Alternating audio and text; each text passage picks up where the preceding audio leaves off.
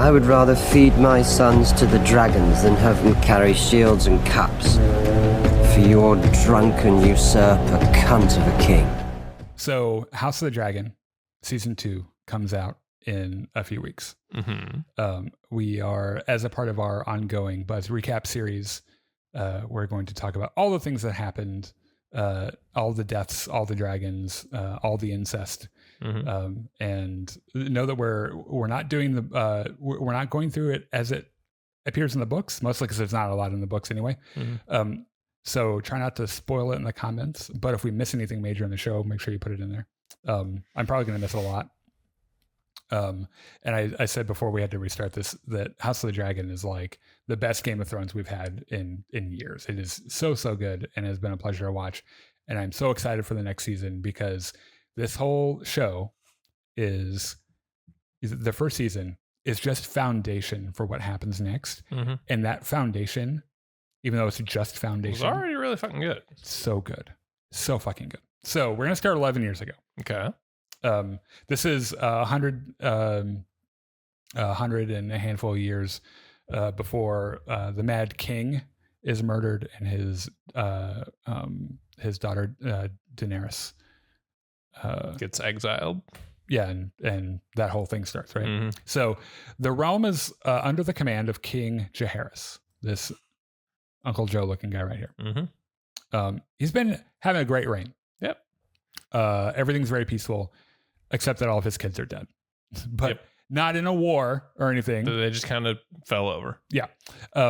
So he gets everyone together and he's like, guys, big old council say, look, I might die. I'm kind of old. Who's going to run this shit next? And the two choices. Well, there are a bunch of choices. There are a bunch of claimants, but two serious ones.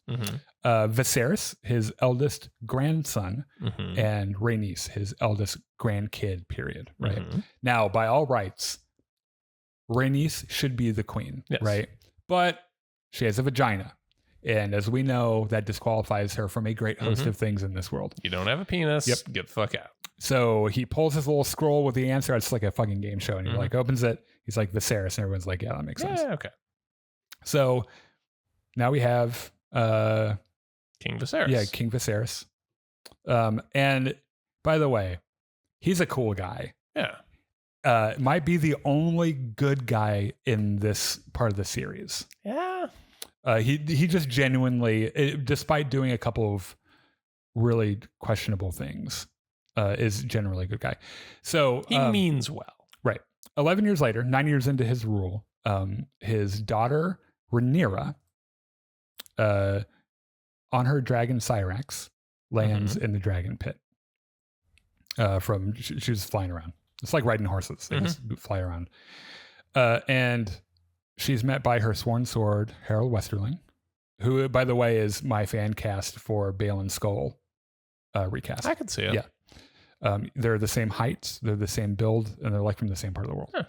And he's amazing. Yeah. And her best friend, her biffle, Alicent Hightower. Alicent to the T, right? So Rhaenyra's like, my mom's real pregnant. We're going to go see her. And they're like, oh, okay, that sounds great. So they go over to the Red Keep and they hang out with Emma, her mom, who is about to burst. She's very, very pregnant. That baby's going to come vaulting out of her vagina literally any second, right?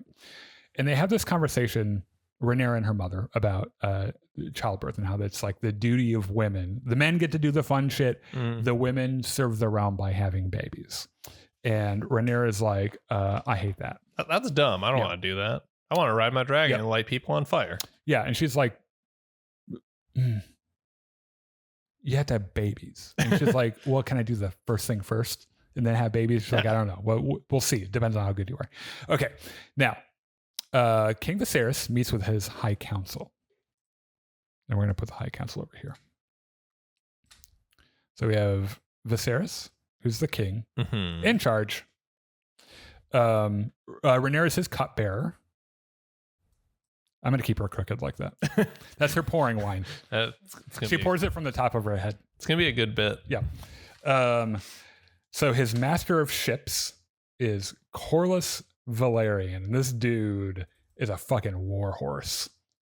I love him. Oh, yeah. Look at that. Look at those fucking luscious locks. Majestic. Yeah.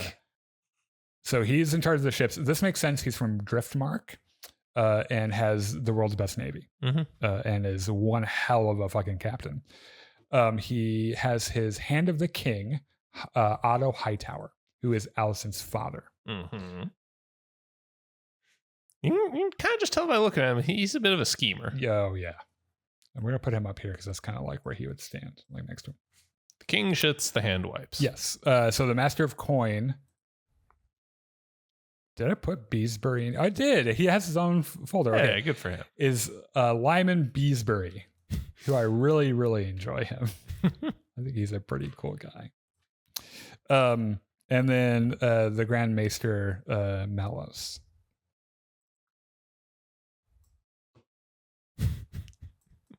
Just a funny look on his face. Yes. There is one other member here, but or is he a member? It doesn't matter. We won't get into that right now. All right. So the ROM has a couple of problems, Chris. Mm-hmm. I imagine one of them is that Viserys would rather just be sitting in his room building models all day. And he's like, why are you bothering me? Yeah. My body's here. My heart is with my model. Yeah. So Corlys is like, guys, the free cities have formed an alliance with the Triarchy, who are pretty much like a pirate group. Yeah. And they're attempting to claim the Stepstones, which are like a group of islands in the Narrow Sea. That seems bad. Yes. And he's like, this could impact Westerosi ports.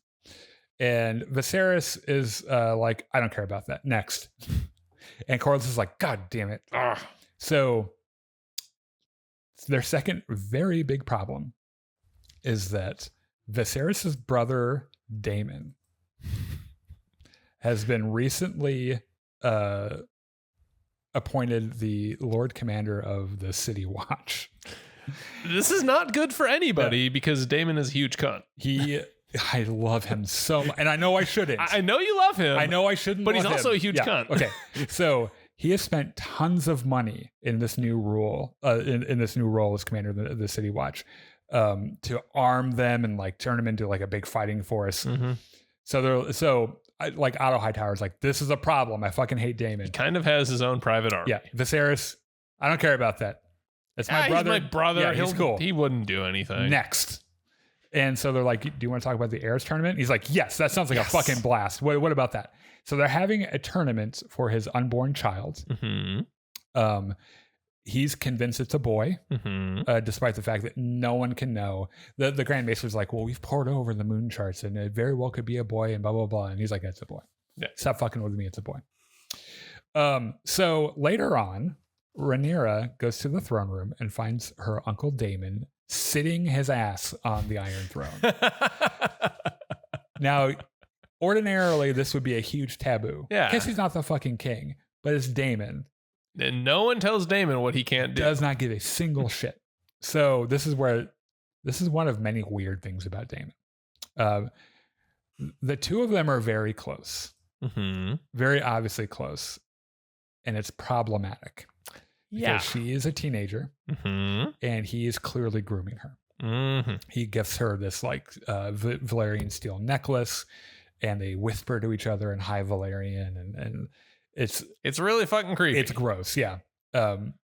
Also, like everything about the Targaryens is just really disturbing right. if you put any amount of thought into it. That's true. It's worth mentioning that Daemon is Viserys' heir because he doesn't have any male children, right? Okay. So, sidebar.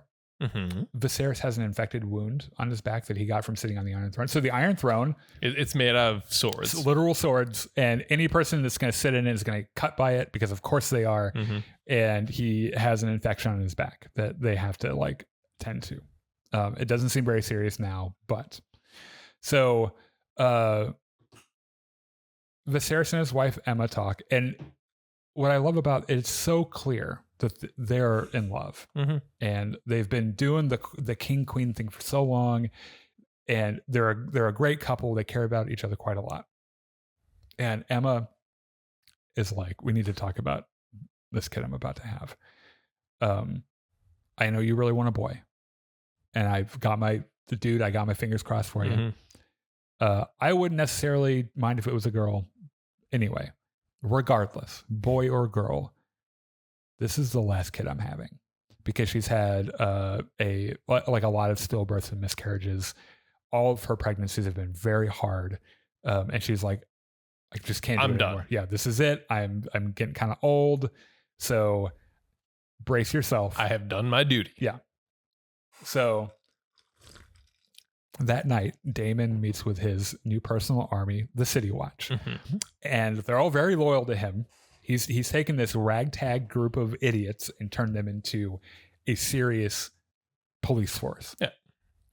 And Damon's like, it'd be really fun to do tonight, boys. And they're like, what? And he's like, let's go out, hand out summary judgments to people without trials and punish them on the spot. Chop some hands off. And they're like, let's fucking go. Yeah. So they run out. They gather people up that they've accused of crimes. Thieves get their hands chopped off. Someone gets their tongues chopped off. People who commit sexual assaults, get their junk cut off. And there's lots of junk cutting off in this whole sequence. And it's really gross. Yeah. And so the next day, Otto confronts Damon. It's like, what the fuck, dude? He's like, Damon, what the fuck, man? And Damon's like, what? They had it coming. Yeah, well, actually, his whole thing is, well, but the city has to be safe for Viserys' big tournament. Yeah. Because all of his bigwig friends are going to come in, and what happens if they get here and there are criminals everywhere? Like, I fear for their safety. And I was like, oh, for fuck's sake. And they snipe each other, right? They fucking hate each other so much. In fact, I need to remember as well. If you can, try to keep an eye on this. And if I'm talking about something that's behind our faces, tell me to move. Okay. So it is very clear that Otto and Damon hate each other. They snipe at each other. So like Damon is married. He has a wife that he hates, who's back in a different fucking part of the country that he never talks about, and he calls her the bronze bitch. We'll get to her later. Yeah. Otto's wife has recently passed away, like fairly recently. And so like Otto's like, well, why don't you go home to your wife? And he's like, well, why don't I go home to your fucking wife? Oh, I can't. She's fucking dead. And they snipe at each other. They hate each other so much. And Viserys is like, guys, calm the fuck down. Chill out. Just for 1 second. I'm trying to think about my models. God damn it. So it also turns out that Damon has a side piece. Of course he does. He hates his wife, and she's far away anyway. Also, this is Westeros, and all of the men have side pieces. So he has a side piece called Massaria, who's very, very pretty, and in the show has a very distracting French-ish accent. Yeah, that by all accounts she seems to have dialed back in the next season. I don't hate it. It's just it is a little weird. So the tourney starts, and there's a big announcement. Queen Emma has gone into labor. Yay! Right. So they have this tournament, and they meet a new fighter called Sir Criston Cole.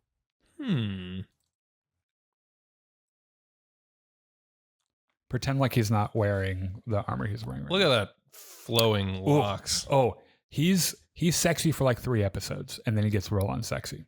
So the tourney starts. Sir Criston is in it. He does really well, right? So while all this is happening, Otto shows up, whispers into Viserys' ear, and they get up and go, right? Everyone is at this tourney, by the way. There's a problem with the baby. Which is that it is breached, which means its feet are coming out first, which in a pregnancy is what killed women before we figured out doctor stuff, right? And kill children too. And basically Viserys has to choose between the baby and his wife. And Melis is like, I know of a technique from the Citadel. We cut into the womb, we take the baby. It's a C-section pretty much. But if we do that because of the blood loss, because it's not like modern medicine, Emma will die. But it's the only way to save the kid. I need you to make a decision. And at the tourney, meanwhile, to his shame later on, chooses to save the baby and not his wife, which is an impossible choice to begin with. Yeah. Right. But is so enamored with the idea of having a son, sentences his wife to death. And they do the entire C-section like on screen. It's very difficult to watch. It's very heartbreaking.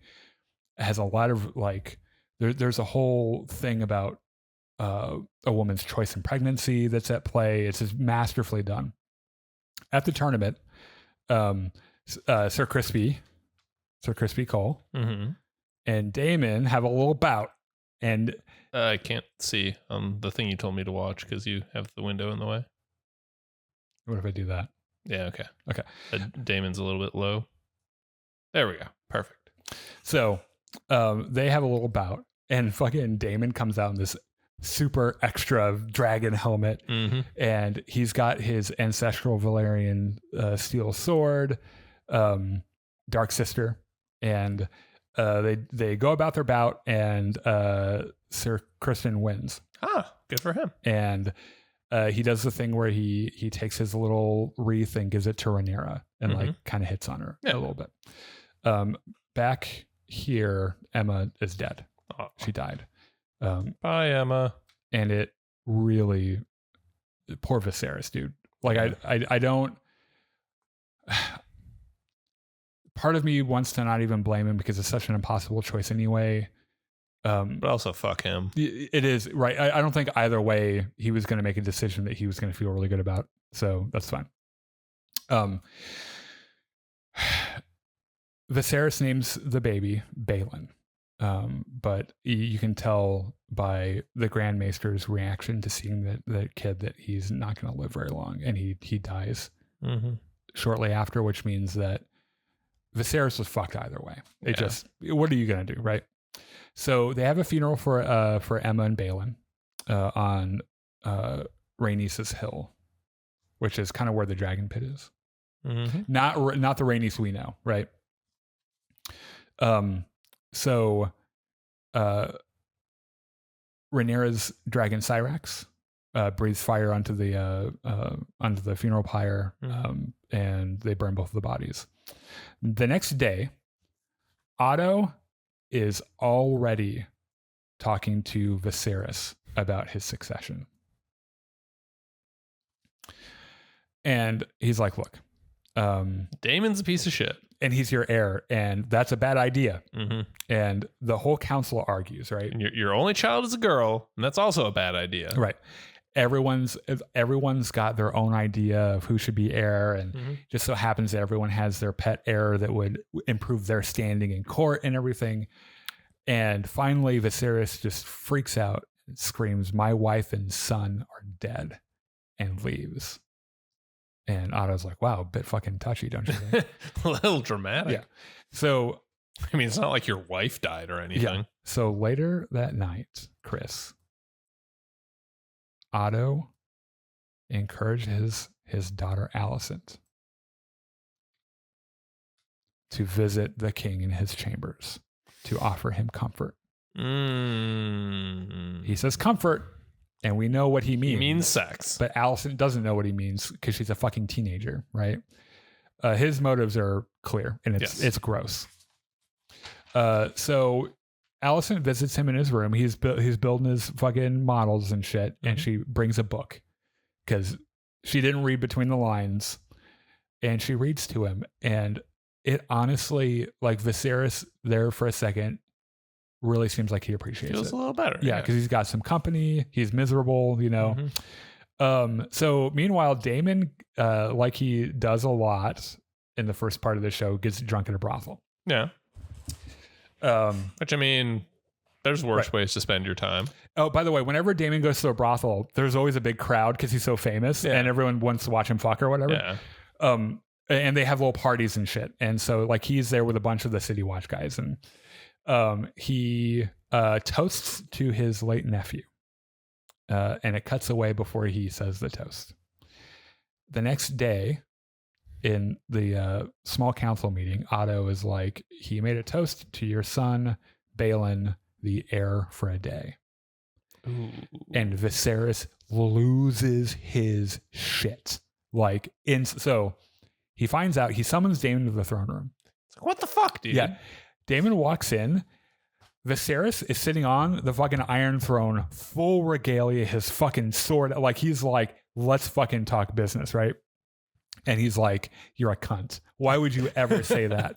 And Daemon's like, I mean, we all grieve in our own way. And it devolves into an argument. And Daemon is really pissed that Viserys never asked him to be his hand of the king and said Otto, who he hates.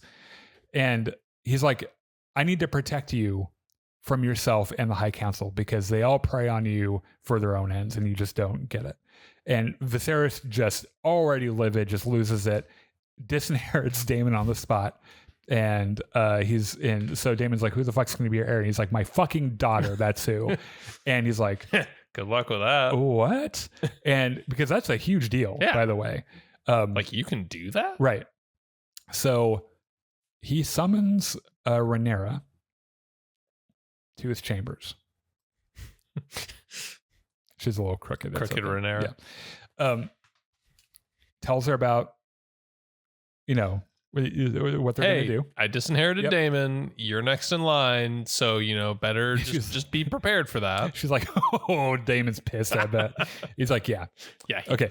So, and she's like, my lord, is that legal? And he's like, I'm fucking kidding. I will make it legal. So he passes on some knowledge that is only passed on from king to heir, which is the Song of Ice and Fire, which is a prophetic dream by King Aegon the Conqueror.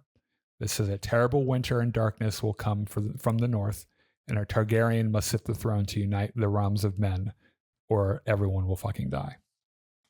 Okay. And Rhaenyra's like, that sounds serious. That sounds really serious. And he's like, why do you think we fucking keep this a secret?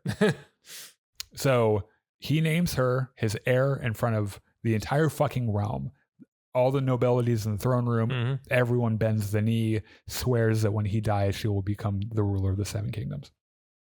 Right around then, Daemon takes his hint, and he and his piece, Massaria, fuck off. Bye. To Dragonstone. Yeah. They're like, Dragonstone's nice. Okay. Beautiful this time. Okay, so let's switch over to a world map. Okay. In the Stepstones. Is this the crab feeder? Yes. Yeah. Yes. This guy's fucked up. So these are the Stepstones right here. Little tiny islands between the two continents. So we meet he was right there. The commander of the Triarchy. The crab feeder. Yeah. His name. So named because he feeds people to crabs. Yeah. We're just going to call him the crab feeder because I can't read my own handwriting. Who the fuck cares? Yeah. He's the crab feeder. So his whole thing, as you said, he executes shipwrecked Westerosi sailors by nailing them to a post on the beach and putting crabs on them. What either happens, the tide comes up and drowns them, or the crabs eat them to death. Mm-hmm. And if you take just 1 second to think about that, that is so fucked up. That's really bad. So in King's Landing, Corlys is again ringing the alarm bells about this. Dude. Right? This guy, he's a huge asshole. Yes. He's killing all my guys. So Corlys is like, dude, we have to do something about this. And Viserys is like, do we? Because they knew the risks. We're not in a war right now. Yeah. That's really nice. Mm-hmm. How about what's next? So it turns out that the Lord Commander of the King's Guard, Ryan Redwine, died in his sleep. Ah.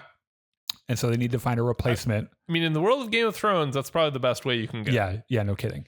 So they need to find a replacement. So they name Rhaenyra's sworn sword Westerling. Where the fuck did Westerling go? I don't think he was on this, or he's... Yeah, he was. We had the whole Balin skull thing. Get rid of him? Oh, no, he's on the map. Oh, there he is. He's just very small. Yeah.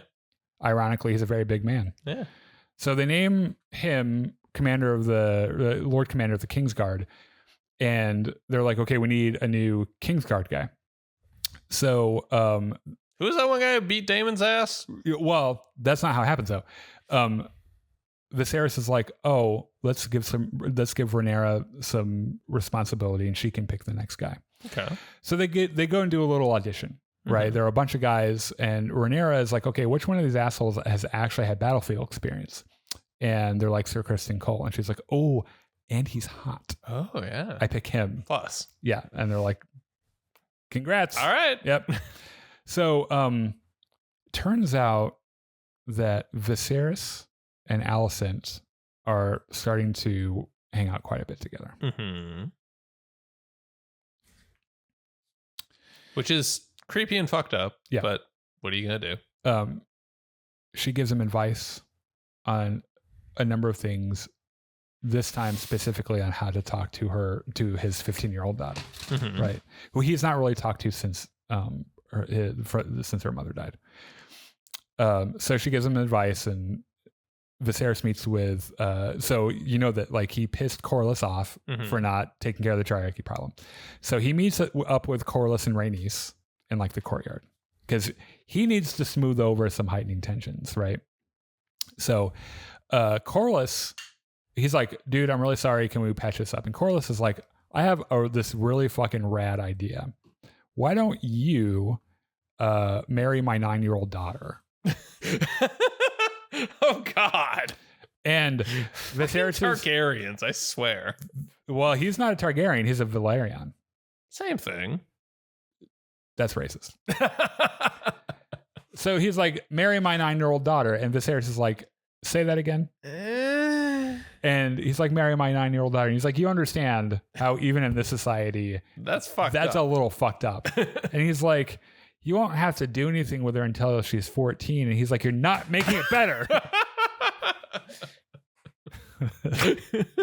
So the next morning or the next day. That was very good. You're not making it better. Yeah.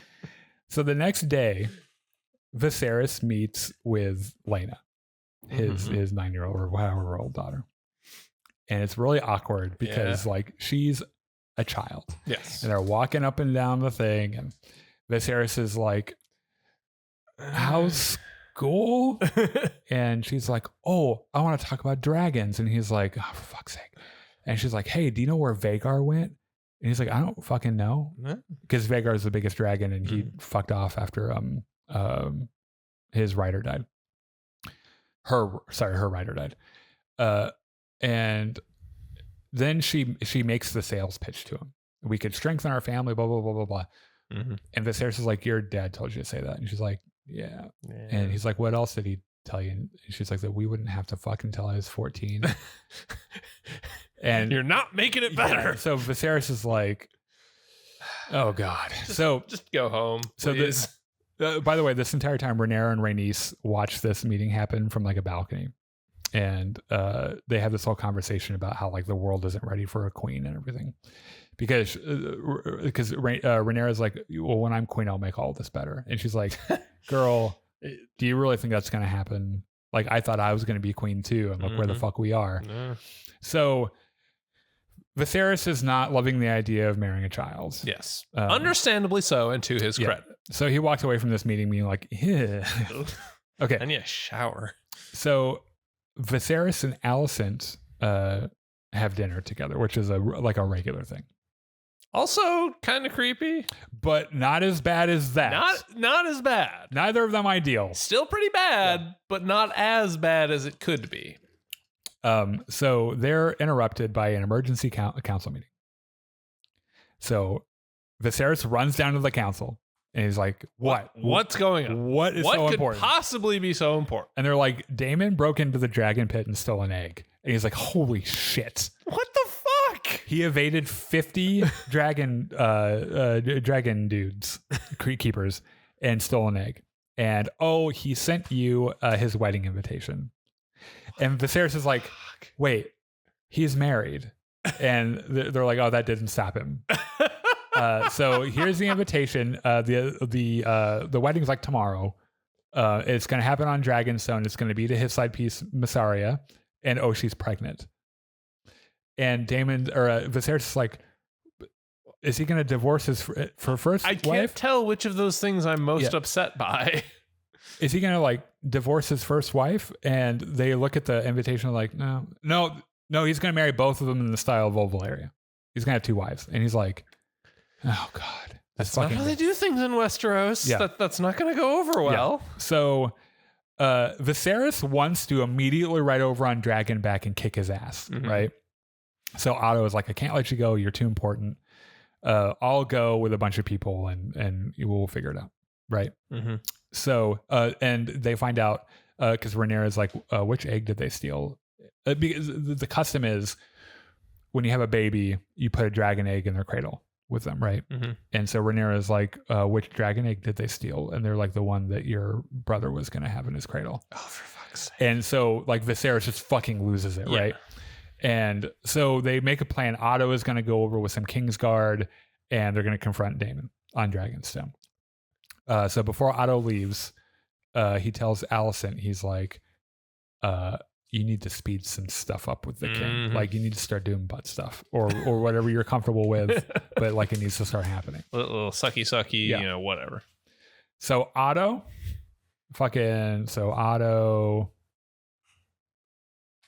how am I going to illustrate this? So pretend like this is Dragonstone over here. Okay. That's where Daemon has fucked off to. Yeah. So Otto, Westerling, I think Cole goes with him maybe. Would make sense. It doesn't matter. The important people here are here. So there's this long dramatic walkway that goes up to Dragonstone. And it's above sea level. And so when the fog rolls in, you can't see anything under this like long thing. And Daemon and Mysaria are living on Dragonstone with a bunch of city guard guys. And so Otto and the guys get there and they meet in the middle of this long dramatic walkway. And they do a little sniping, right? And Otto's like the king told me to, and immediately Daemon's like, fuck off, I fucking hate you. And one thing leads to another, and swords are drawn on both sides. And the swords are drawn. Daemon's dragon Caraxes shows up and was like, so who am I gonna fuck up? Who's drawing swords who over am here? I barbecuing? And Daemon's like, yeah, that's my boy. So there's a dragon call in the distance. And all the fog under this walkway, you can tell that something is flying in and displacing all of it. And a dragon bursts from the fog, and it's Cyrax, Rhaenyra's dragon. And she lands behind Otto. And it gives it this illusion that she's like, it's like reinforcements have arrived. That it's a fucking dragon, right? Yeah. Which, by the way, all the people here that aren't Targaryens are like, oh, God. They're shitting themselves. So she gets off the dragon and walks right up to Daemon and is like, if you want to be heir, you're going to have to fucking kill me. And he's like, I'd rather fuck you. And she's like, that's not going to happen. That's really weird. It's not right now. So give me the fucking egg back. And so he's like, fine. It gives her the egg and then he storms off, right? And so they take the egg back. It turns out that Mysaria wasn't really pregnant. There's this whole thing about how she doesn't want to be used by Daemon and how she's like, she doesn't want to be a slave or whatever. Yeah. So they get back and Viserys is like, Rhaenyra, come here. And she's like, what, Dad? And he's like, you need to get married ASAP. And she's like, do I have to? Yeah, I'm not doing that. And he's like, yeah, I'm not going to replace you as heir. Like, you'll still be queen. You'll still be the ruler. And oh no, sorry. I've mischaracterized this. I should edit this. Viserys wants to get remarried. Doesn't want Rhaenyra to get married. I mean, he does want her to get married, but he wants to get remarried. Yeah. And so like her fear is, well, if you have a son, I won't. Well, what the fuck happens to me? And he's like, don't worry about it. It doesn't matter what kid I have. You will be the ruler of the 7 kingdoms when I die. And she's like, you know what? I get it. Okay. Yeah. Like it's probably what mom would want. It's fine. So The next morning, Viserys gets the council together and is like, I have an announcement. I'm marrying Alicent. And Rhaenyra's like, that is not what I meant. When you asked me, I did not mean, yes, you can marry my 15-year-old best friend. She's my friend, Dad, not yours. And so I was like, yes, but does she read to you in soothing tones? Good point. No. Which, by the way, guess who is in love with this idea? Otto. Fucking Otto. He's like, nice, whatever you did. Excellent choice. Yes. So this is clearly going to cause a rift with Alicent and Rhaenyra. Corlys, by the way, is pissed. Mm-hmm. He's like, why didn't you pick my 9-year-old daughter? And they're like, because she's fucking 9 years old. She's 9 years old, dude. So he fucks off to Dragonstone. Which is just where everyone That's where you go to fuck off. Who's pissed off with the king goes. Yes. And he's like, Viserys won't do anything about this crab feeder thing. We're both second sons. Let's just work together and do our own thing. And Daemon's like, that sounds fucking great. Yeah, good idea. And they do it without Viserys' blessing. So 3 years later, so Viserys and Alicent have been married for 3 years. Mm-hmm. And they got busy, and they have a son named Aegon. Oh. I'm not going to put him on here because he's just a baby. Mm-hmm. And babies aren't interesting to look at. In fact, they're terrible. And they named him Aegon, and Alicent is pregnant with their second kid. So like Viserys is like, I was a little pent up. We're going to have kids now. Yeah. So they're going to go on this big hunt in the Kingswood. Okay. Makes sense. That's what you do when you need to blow off some steam. To celebrate Aegon's second name day, which is birthday. Yeah. So remember, Corlys fucked off, so he's not the master of ships anymore, right? Mm-hmm. So now they have a new master of ships. Oh, who's that? Tyland Lannister. Oh, fucking hate the Lannisters. Yeah, they're all pretty shitty. He's a little less shitty than the other one, but we'll talk about him here in a second. So everyone is worried that Corlys and Daemon will lose their military campaign in the Stepstones. Mm-hmm. And the crown can't help him because if they did, they'd be essentially declaring war. Well, also Viserys didn't give his blessing, so there's the whole thing. He can't like condone it, and you know. So also, it's becoming more and more obvious that people want Viserys to name his new son Aegon as heir. But he's like, guys, just 3 years ago, y'all said y'all we're all cool with Rhaenyra. Can we just fucking keep it consistent? Yeah, that's all I'm asking. Quit thinking with your chauvinism and. So they travel to Kingswood. This is where Viserys really wants Rhaenyra to get married. Mm-hmm. He's like, get married. He's just like, Dad, respectfully, fuck you. I haven't even lit a single person on fire with my dragon yet. I've got a checklist. Yep. Get married is below that. Right. So we meet this interesting dude called Larys Strong. Who has a club foot and sits with the women because he, that's where he belongs because he's an invalid or whatever. Mm. And basically his whole thing is he likes to listen to everyone gossip and remember things, right? So Tyrion Lannister, if Tyrion had absolutely no morals. He's actually more like Littlefinger. Okay. Really. Or Varys, which is funny because his name's Larys. Yeah. Okay, so at this hunt, crooked ass Rhaenyra, who, by the way, her sworn sword now is Sir Criston. Yeah, Crispy, because he's Lord Commander, right? Yeah. She gets hit on by this dude named Jason Lannister, and let me tell you, Chris, this guy's a huge cunt, but. Like, in the most dude bro kind of way. Yeah. He isn't like outwardly malicious. He's just such a frat boy. Where he walks up to like every stupid pickup line you can think of. And he's like, I could build a dragon pit at Casterly Rock. And she's like, why do you have fucking dragons? He's like, we'll have after we fuck, girl. And she's like, no. I don't think that's gonna happen. Thanks for the wine. Goodbye. And she leaves him just standing there with 2 cups of wine, right? immediately shoots him down, and then goes and confronts her father. And it's like, what the fuck, Dad? Dad. Did you make him do that? Dad, I'm not getting married, but if I get married, it's not going to be to Jason fucking Lannister. So get him off my dick. And they have it out in front of everyone, just like yelling at each other and shit. And he's like, girl, young lady, you will get married. And she's like, no, I fucking won't. And she goes outside, she grabs a horse and runs off. She's like, I'm running away. And Crispy is like, oh shit. And so fuck, I guess he better follow her. So he grabs his own horse. Pretty sure those are behind our faces. Yeah. You can just see a corner of crooked Renera. There you go. So she rides off into the forest and he follows her. Mm-hmm. There is this whole thing, by the way, they're like, oh, we found a white hart, which is like a big white stag. Mm-hmm.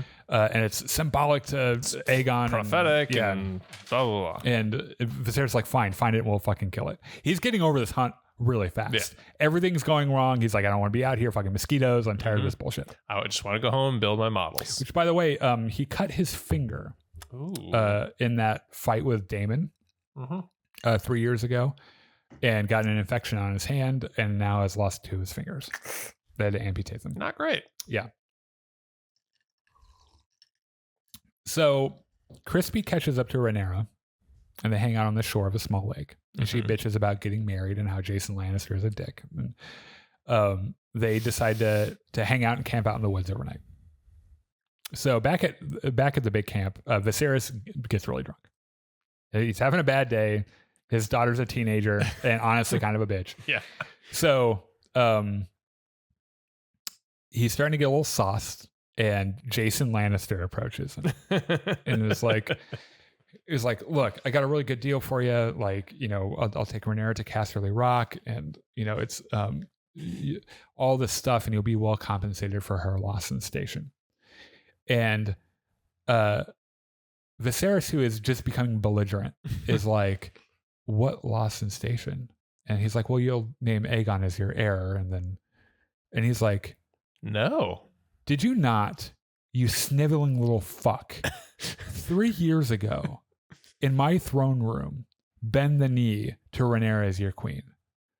Well, yeah, but like, you know, that was different. Yeah, but like, you know, like the banners could be brought up for Aegon. And he's like, I'm sorry. Did you just say you've been talking to your bannermen about treason against the queen? And Jason's like, I'm going to walk away from this conversation because I think you're just taking it the wrong way. Like, no one said anything about treason. Mm-hmm. And I'm just now noticing how much you've had to drink. And before I get my ass beheaded, I'm going to walk away. And so he's like, give me the fucking wine. And he starts drinking more, right? So Otto walks up to him. Fucking Otto, dude. And Otto's like, I got this great idea. I know who Rhaenyra can marry. And Viserys is like, oh, please tell me. And he's like, your son Aegon. And he's like, Otto, fuck off. Are you out of your fucking mind? Get the fuck out. He's 1 year old. He's that's even worse than marrying the 9-year-old. Yeah. So he fucks off. Get out of my sight. You're not helping. Yeah. So and then he starts to drink more. So, which honestly, I would do the same thing if I was in his position. Did I forget to put Lionel Strong on here? I guess you did. That's fine. So he gets a little drunk, and then he calls up his new master of laws, Lionel Strong, and he's like, "What do you think about all this?" And he's like, "Actually, I have a really good idea." And he's like, "Can't be worse than me marrying my daughter to my son." And he's like, "Why don't you have Rhaenyra marry Laenor Velaryon?" And Viserys is like, "Oh, that's not a bad idea." That's actually not terrible. He's also really impressed that Lionel didn't offer his own sons. Yeah.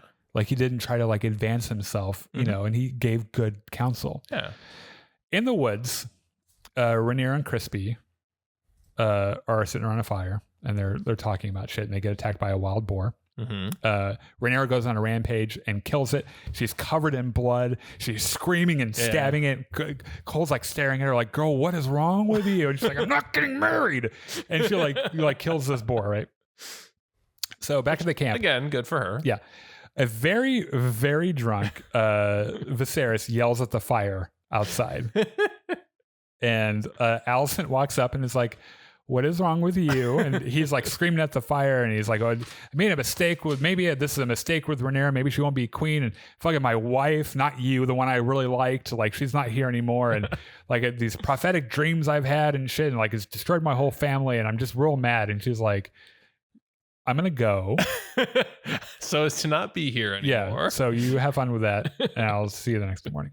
So the next morning, they catch a stag for Viserys to kill, but it's not the White Hart, right? Which is a big disappointment, but Viserys kills it real half-heartedly. He doesn't even really want to do it. He's like, fuck it, I fucking hate hunting. Why am I out here? I just want to go home. Yeah. Listen, my list of hobbies, building models, not hunting, fuck off. So elsewhere in the woods, Rhaenyra and Cole encounter the White Hart. Oh. But they don't kill it. They're like, you know what, man? It's pretty cool. You look pretty. You can go. And it's supposed to be like, prophetic or something. Yeah. So a very bloody Rhaenyra returns to camp with a boar over her shoulder. And Viserys is like, Jesus, no one's going to marry you now. Jesus Christ, what did you do? So everyone goes back home to King's Landing. It is very clear that Otto wants to have Aegon named heir, his grandkid. Vaemond Valerian, I think I just realized when it comes time, I'm gonna have to get his too. In fact, give me 1 second. Oh, this is the jackass who mouths off to Daemon, right? It's actually very, very important that I have him in here. V-E? Close enough. Oh, just before disaster. Oh, that's the one I'm using too. Oh, yeah. Please be a P. Oh, for fuck's sake. No, you know what I'm doing it. Hold on. Stand by. Ba-da-ba-ba-ba-ba-da-ba. Ba-da-ba-da-ba-ba-da-boo. Ba-da-ba-da-ba-da-ba-da-ba-da-ba. So I looked up what that song was, by the way, the other day, because I heard it in something. It was some like goofy thing. And it's some like Mexican tune. Yeah, it's something about a flea, I think. Yeah. So I want to put him in the Valerians. Okay, so this is Vaemond. He shows up and petitions again, majestic hair. Yeah. Without Corlys's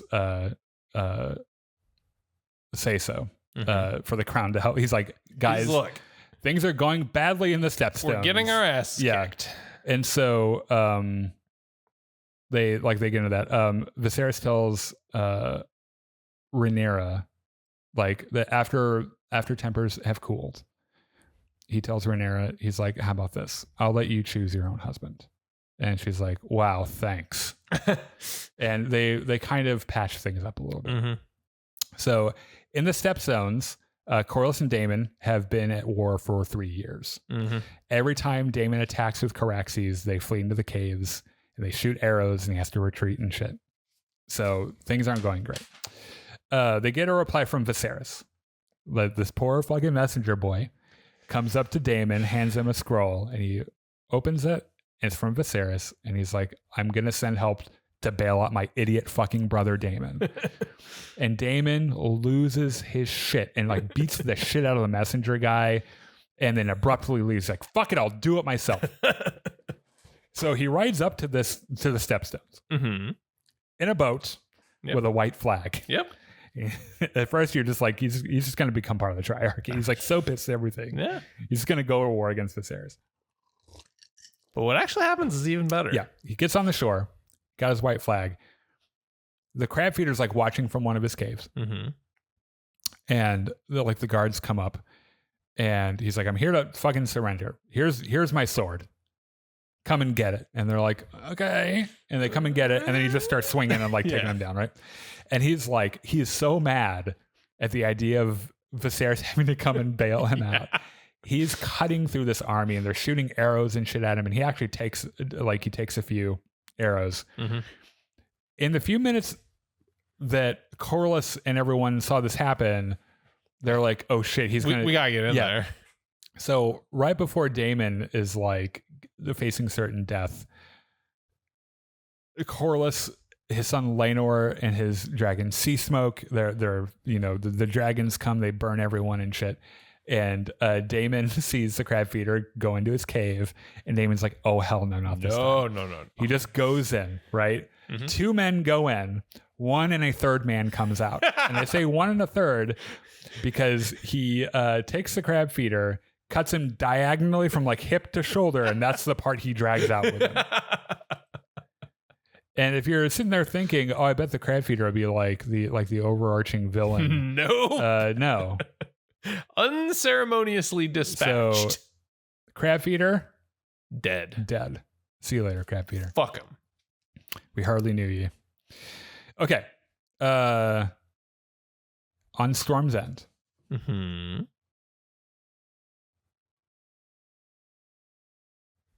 Which is somewhere in here. Or is it north? Is it north? I think it might be north. No, it's like Storm's End right here. Oh, there it is. Okay. So Rhaenyra is in Storm's End, entertaining suitors for people who want to marry her. Mm-hmm. And there's like this 900-year-old man who's like, I knew your grandmother. And she's like, you're not helping your case here. Buddy. And like, there are a bunch of assholes. And then there's this fucking adorable kid who is there to do his duty for his family. Mm-hmm. And like, is like, I'm 13, but I'm real smart and I do well in science and blah, blah, blah, blah, blah. And like one of the guys that's lined up waiting to talk, like makes fun of him. And there's apparently this famous feud in the books between these two families, Gerald Bracken and the kid, Willem Blackwood. And Willem Blackwood turns to him and he's like, you want to say it to my face, you fucking cunt? And the other guy is like, bro, you kiss your mama with that mouth? And they pull swords and Rhaenyra's like, you know what? I'm going to leave. You guys are all there's a lot of testosterone here. You guys just sort this out on your own. I'm going to be out here with my dragon. Yeah. As they walk away, this fucking kid guts this other guy like a fucking fish, right? And it is God bless, dude. It really is cathartic. So, back in King's Landing, Daemon has returned home. Victorious. Yes. Without Viserys helping him at all. Right. So the full fucking court is there. Viserys is on the Iron Throne to receive him. Mm-hmm. Daemon walks in with a crown and a hammer. Oh. The crab feeder's warhammer. Mm-hmm. Which, by the way, you're not supposed to walk into the throne room of the king wearing a crown. Or with a weapon, presumably. Yeah. Well, that's how much. The crown is a big deal because there's one guy that wears a crown in there, right? Yeah. And so he comes up, and he tosses the warhammer. He's like, put that on the fucking chair because they melt down they're defeated, whatever. So he pauses for a second just so Viserys can be like, what are you going to do with that fucking crown? And then he kneels and he takes it off and he's like, I've captured the stepstones for you, my liege, blah, blah, blah, blah. Mm-hmm. And then they reconcile because they have so many differences and really Daemon just likes being an asshole to him. But at the end of the day, they're brothers. They very much. Also, he's behind your face. They very much are brothers, and they love each other very much. And they're both relieved to be reconciled, right? Mm-hmm. By the way, Otto is like, God damn it, fucking Daemon. Fuck. So Viserys throws a big feast for Daemon's return. Mm-hmm. They have a conversation, there's a conversation between Alicent and Rhaenyra. Who's still crooked after all this time. Yes. And Rhaenyra's like, oh my gosh, Alicent, you wouldn't believe it. All these fucking men are after me, and I have to find the hottest one with the biggest dick, and then I have to fuck him. And Alicent's like, oh no, you poor fucking thing. At least you get a choice. Yeah. And I had to fuck your 50-year-old father. Right. And she's like, well, but I don't want to be made to squeeze out heirs and shit. And Alicent's like, would that be so fucking bad, Rhaenyra? Because that's what she does, right? She squeezes out kids. But they reconcile after being kind of estranged for years. They kind of find that common thread that made them friends, and they kind of make up a little bit. Daemon still very much wants to fuck Rhaenyra. Mm-hmm. This is still really fucking weird. Yeah, she's a little closer to legal now, so it's not as bad, but yeah. It's still pretty bad. But she is his niece, so there's that, yeah. Also, I don't know that legal has much bearing in a medieval world. Yeah. So Daenerys is like, or not Daenerys, not yet. Daemon, that's for when they time travel later on. Mm-hmm. Daemon is like, look, marriage is a political arrangement, and it shouldn't stop you from fucking who you want. Yeah, seeking the private pleasures. And she's like, you're talking about sex. So he's like, boy, am I ever. Yes. So Viserys goes to one of his small council meetings. Mm-hmm. Rhaenyra now has a full seat on the council. So she is not on the council. He's not on the council. He's not on the council. She's 9. She's not on any council.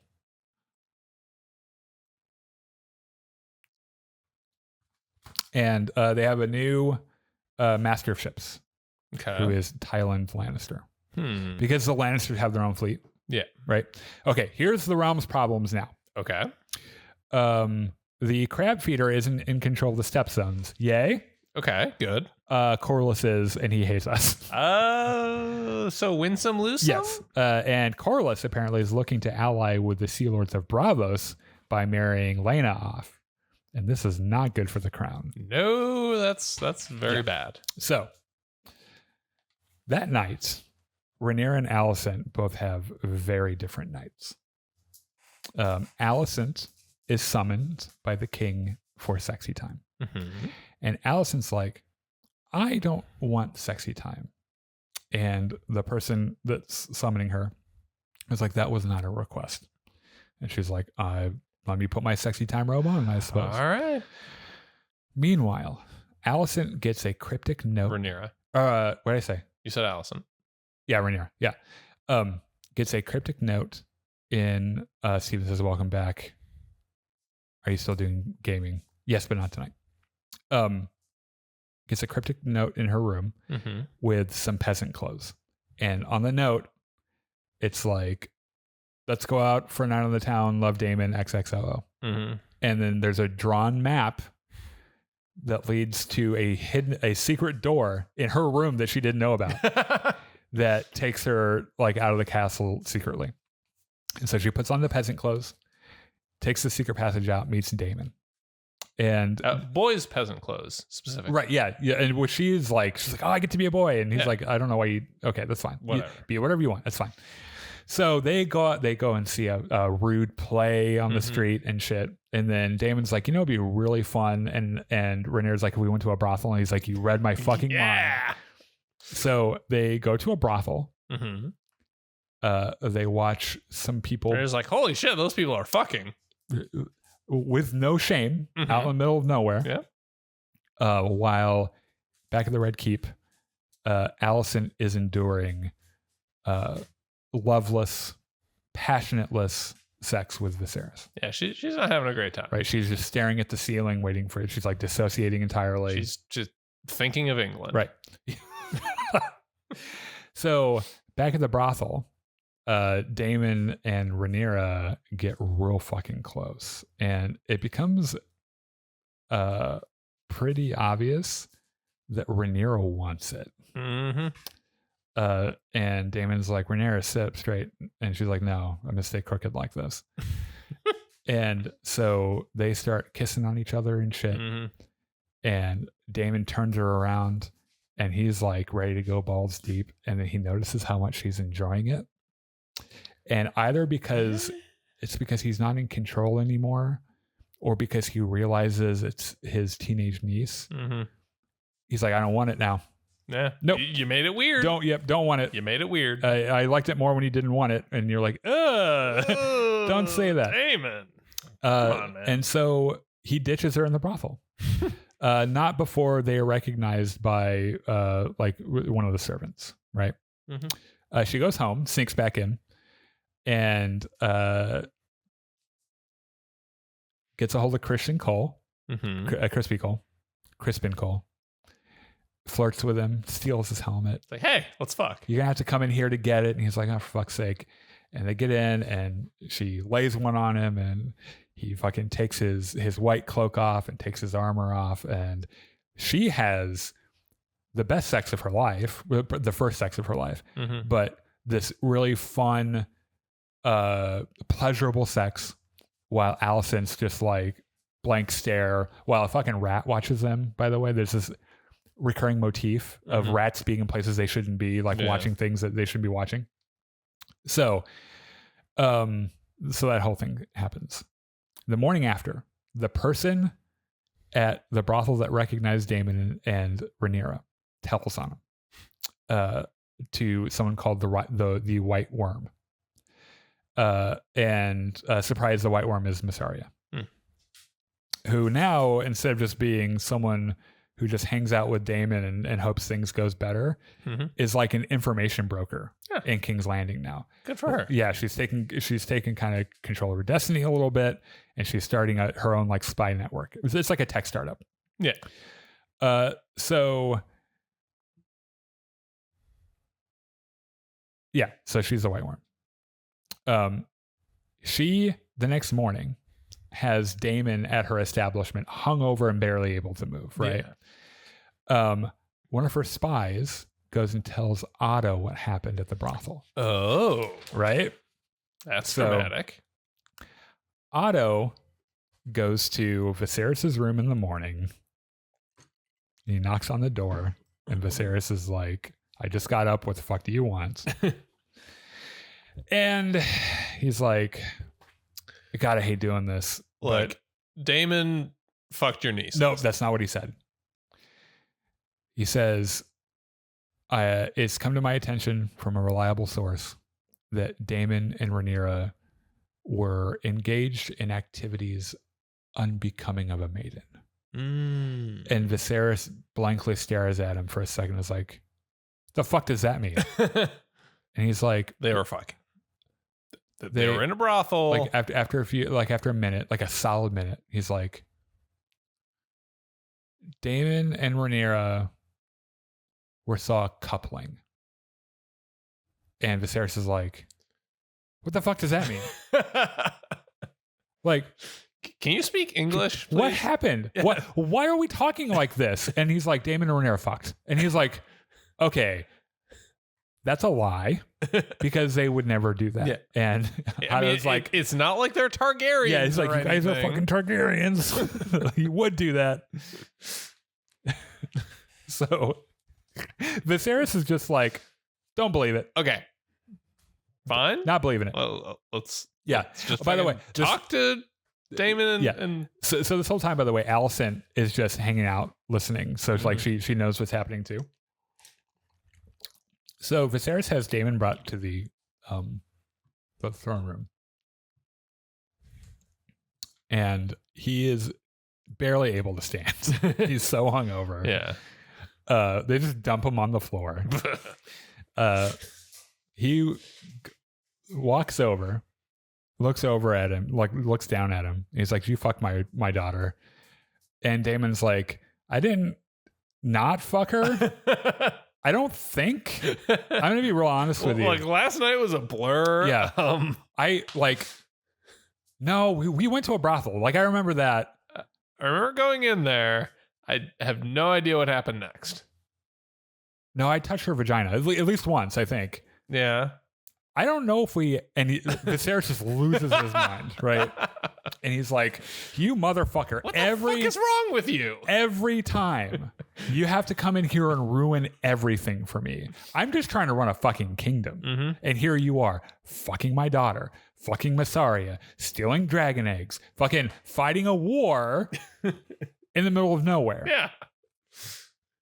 And he's like, Daemon's like, I have an idea. Because Viserys is like, I'm trying to marry this girl off. Yeah. If anyone finds out about this, no one will ever marry her. And Damon's like, I have an idea. And he's like, oh, fuck, another one. And he's like, why don't I just marry Rhaenyra? And he's like, no. He's like, no, he's God. Like, he's like, we're Targaryens. Like, it wouldn't be that. And he's like, no, it would be that fucked up. Well, his counterpoint is, you have a wife. Yeah. And Damon's like, I could have two. Yeah. Which is also kind of a Targaryen thing. Mm-hmm. And he's like, no, you're going to go to the Vale to your wife, or I don't care where you go. Honestly, go to the Vale, fuck off to who knows where. I don't give a fuck. Get out of my house. Don't be here. Yeah. And so he like banishes Daemon. So Daemon fucks off. Yeah. So Rhaenyra and Alicent talk in the Godswood. Mm-hmm. And Alicent confronts her. And like, did you fuck your uncle? Yeah. And Rhaenyra's like, ew. No, nothing happened. Absolutely not. And Alicent's like, Rhaenyra, girl, come on. And she's like, okay, we went to a brothel, but he didn't touch me, which is a lie. But they didn't fuck. He did not penetrate. Yeah. And Alicent kind of buys it because she's telling the truth. Yeah. She didn't fuck Daemon that night. True. She fucked her Kingsguard, which is also a huge no-no because those guys take vows of celibacy, and if they get caught doing that, they get gilded. Like, very bad. Yeah. So that evening, Viserys confronts Rhaenyra, and he's like, "Okay, look, I want to see you. I want to see you in the basement immediately, or in my room immediately.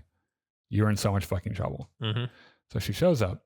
She doesn't see him at first, but she notices that Viserys' the cat's paw dagger from Game of Thrones is in a fire. Like the blade is plunged in fire. And she's like, what the fuck is happening here? And she like looks at it, and just as she's about to touch it, he's like, why are you fucking family members?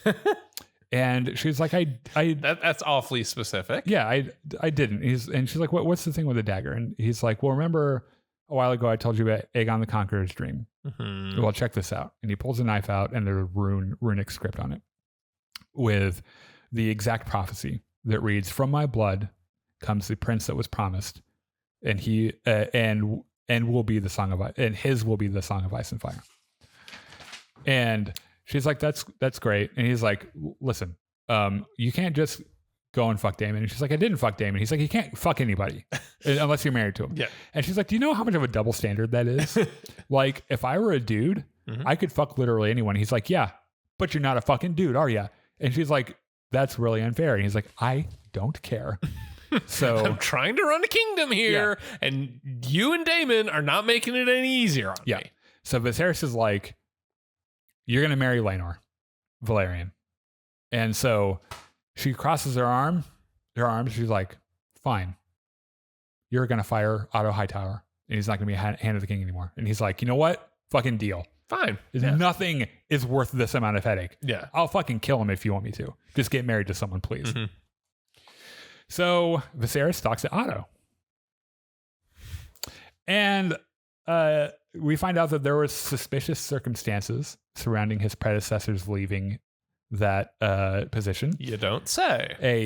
A well-bodied man named Balon Targaryen who just died of a burst belly. And he's like, we're all thinking it. None of us were that surprised. Also, don't think for a second like I didn't notice that your daughter started just showing up right at the right moment. Yeah. With your calculated little distraction. So I tell you what, give me that fucking pin. You're fired. Get the fuck out of my house. And I was like, yeah, but you still married my daughter. So who's the real winner here? He fucks off, but he's giggling the whole time. I mean, I got what I wanted. Yeah. Okay. Rhaenyra's brought a special tea from Grand Maester Malus, who is like, okay, this is tea that will abort a pregnancy. Now, I understand you've never had sex, and that's fine. Don't drink it if you haven't. Yeah. If you have, it'll take care of that problem. Yeah. And he puts it on the table, and he's like, I didn't see anything, and runs off, right? Yep. And then she fucking drinks it because she didn't fuck Daemon. She fucked Cole. And very probable. That would be a scandal. Yes. Okay, so near Riverstone. Not Riverstone. What the fuck am I talking about? It's Runestone. Hold on a second.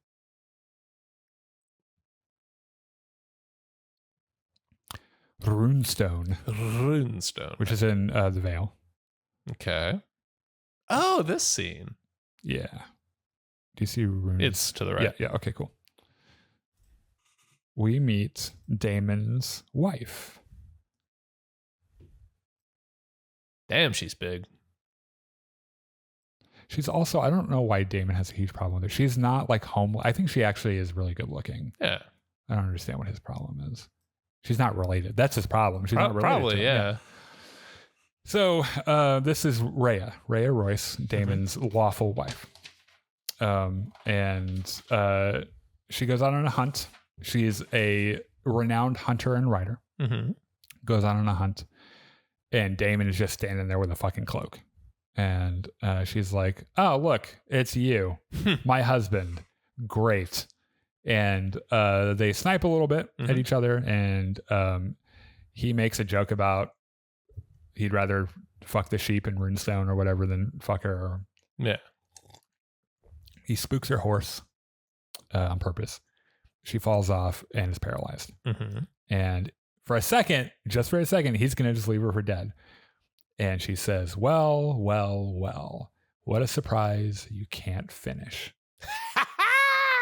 And Daemon's like, oh, no, bitch. You had one thing you shouldn't have said, and that was it. No. And so he picks up a rock and he kills her.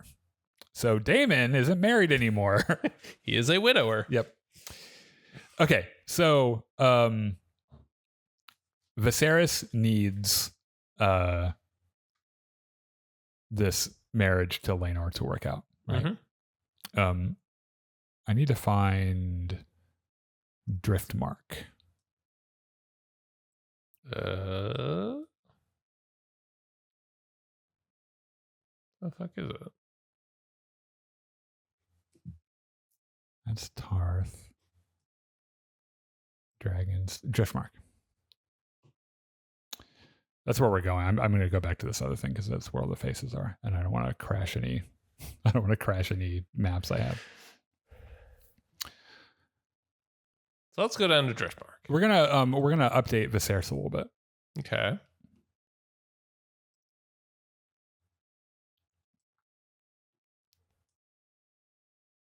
Because time has not been terribly kind to him. No, not looking so great. He sails to Driftmark.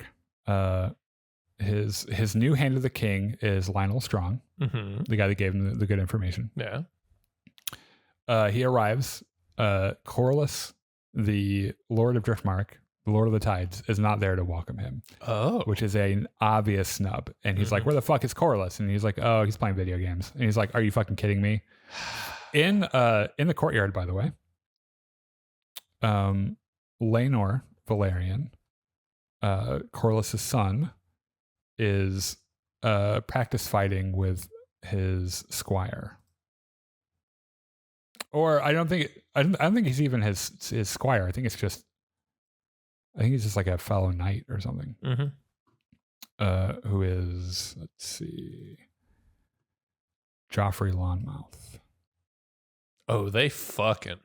So they're like practice fighting and shit. And it's interrupted with the king showing up. They're like, oh shit, is that the king? Yeah. So Viserys is brought before Corlys in Corlys' throne room. By the way, where's Corlys? It's up there. There he is. Now, this is a huge snub, right? But the thing is that Viserys is getting kind of desperate.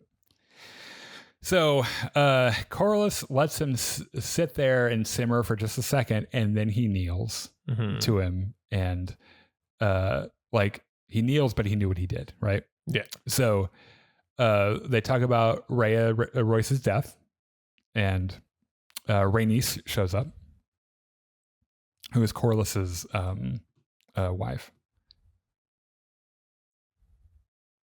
Okay. Click and then drag. I absolutely did do that. And she's like, oh, Viserys. And he's like, oh, I like your dragon more than I like you. She's taken aback by how bad he looks, by the way. She's like, are you are you okay? And he's like, no, but yes. So Viserys is like, let's cut the shit. I'm here to beg that our kids get married. And here's the deal. Rhaenyra and Laenor's firstborn will be a Targaryen. The rest of them can be Valerians. Like the rest of their kids can be Valerians, and then the grandkids will be Targaryens. That way they continue on both lines and everything. And Corlys is like, I accept. That sure. sounds like a deal. Yeah. So Rhaenyra and Laenor hang out on the beach. How romantic. Because they're like, girl, you're real crooked. And she's like, well, we're going to get married soon. Maybe you'll be the guy. Maybe you'll be the one to straighten. Yeah. And basically, Rhaenyra's like, you're gay. And he's like, who told you that? Yeah, he's like, yes, but also I'm offended, I think. And she's like, she has this whole like analogy with goose and duck. The main part of it is you like to fuck men. I totally get it. Yeah. I do too. In fact, there's a guy I like to fuck. We'll do our duty. We'll have a couple kids. You fuck whoever you want to fuck. I fuck whoever I want to fuck, and we'll be. Yeah, everything will be great. Everything will be great. And Laenor's like, that's a good fucking idea. Yeah. Holy fuck. All right. Yeah, that's great. Yeah, all right. Yeah. Cool. Let's do it. And so there you go. Afterwards, he hangs out with his boyfriend, Joffrey. Not that Joffrey. Another Joffrey. Yeah. A much gayer, much less sadistic Joffrey. They do a cuddle and they talk and Joffrey's like, this is a great fucking idea. In fact, you're going to need a sworn sword, so we'll be together forever. And I'm sure just like every other gay story in Game of Thrones, we will live happily ever after. Yep. On the voyage home, on the Star Trek The Voyage Home, Rhaenyra and her now lover, where'd Crispy go? Crispin Cole. Did you get rid of him? I don't think I did. I don't see him anywhere. Where are those luscious locks? I think you got rid of him. He straight up disappeared. All right, well, pull him out again. I think he's in my lowborn. There he is. So they're on the ship on the way home. And Rhaenyra's like, okay, good news and bad news. Which one do you want first? And he's like, the good news. And she's like, it actually doesn't make sense like that. I'm going to give you the bad news first. Bad news, I'm getting married. And he's like, okay, what's the good news? He's like, my husband's gay. And she's like, can you understand how if I give you the good news first and said, my husband's gay, but I'm getting married, that wouldn't have worked. And he's like, okay, I'm really confused by this conversation. Like, those both sound like bad news. Yeah, right. How is any of this good? And he's like, so here is a better idea. We go to Essos and sell oranges for a living and get married and run away. And she's like, no, that's stupid. No. Because if I did that, I wouldn't get to be queen. I'm going to be queen. Like, I have a responsibility. And she can't tell him about the Song of Ice and Fire. Yeah. But that's one of her main reasons for going through all of this, is that she believes that there's this big secret thing she has to make sure she helps make sure that doesn't happen. And so he's like, so I'm just going to be your whore now. And she's like, yeah, kind of. Fucking deal with it. And he's like, I don't think I like that. I don't want to do that. And she's like, we'll talk about this later. And he's like, no, I doubt it. We will. But okay. So, Otto goes back home. Before he goes back home to Green, whatever the fuck it is. Old Town. Okay. And he has a conversation with Alicent, and he's like, listen, your children are in danger with Rhaenyra as Viserys' heir. When he dies and she becomes queen, she will have to kill your kids to make sure that there aren't any rival claims. Like, girl, either get with the program, get your destiny figured out, or you have to cling to the idea that Rhaenyra will have mercy for you, which we don't know necessarily that she will. And then he leaves. So we're going to take him off for a while because he's in Old Town. So Alicent goes to the Godwood, and she has this really weird conversation with Larys, who's just hanging out behind a bush. He's like, hello. I think he might be behind faces. Oh, that makes sense. He would be, dude. That's exactly what he would do. He'd hide right there. Yep. Hello. Yeah. So he comes out from behind the bush, and he's like, isn't this flower really pretty? And she's like, just get to the fucking point. And he's like, oh, I hope Rhaenyra's feeling okay. And she's like, I don't know why she wouldn't be. And he's like, well, the Grand Maester brought her a special tea last night to her room, and I just hope she doesn't have a cold or a pregnancy or something. And he's like, wait, what? Yeah, and she's just like, you're very strange. And he's like, I'll just leave you with that, and then walks away. Can I touch your feet now? Yeah, not yet. So Alicent is like, what the fuck is he talking about? That's so weird. And then she starts to think about Daemon again. And she's like, oh, that's what he's talking about. So she summons Crispy to her room. Mm-hmm. And she's like, this is really delicate. I don't know who to say this to. Let me just put it this way. I'm pretty sure that Rhaenyra did something unbecoming of a maiden with someone. And Crispy's like, yes, she was fucking me. He's like, it was me. It was me. I was the spy. We were fucking for years. And Alicent's like, oh, that's not where I thought that was going to go. And so he's like, by the way, since I was honest with you, instead of gilding me, if you could just have them behead me, that'd be great. Yeah. And she's like, you can leave. It's like, wait, what? He's like, well, actually, he picks up his sword and he's like, okay. All right. Can't take no takesy backsies. And it turns out that Otto was right. Like Rhaenyra betrayed her, right? Mm-hmm.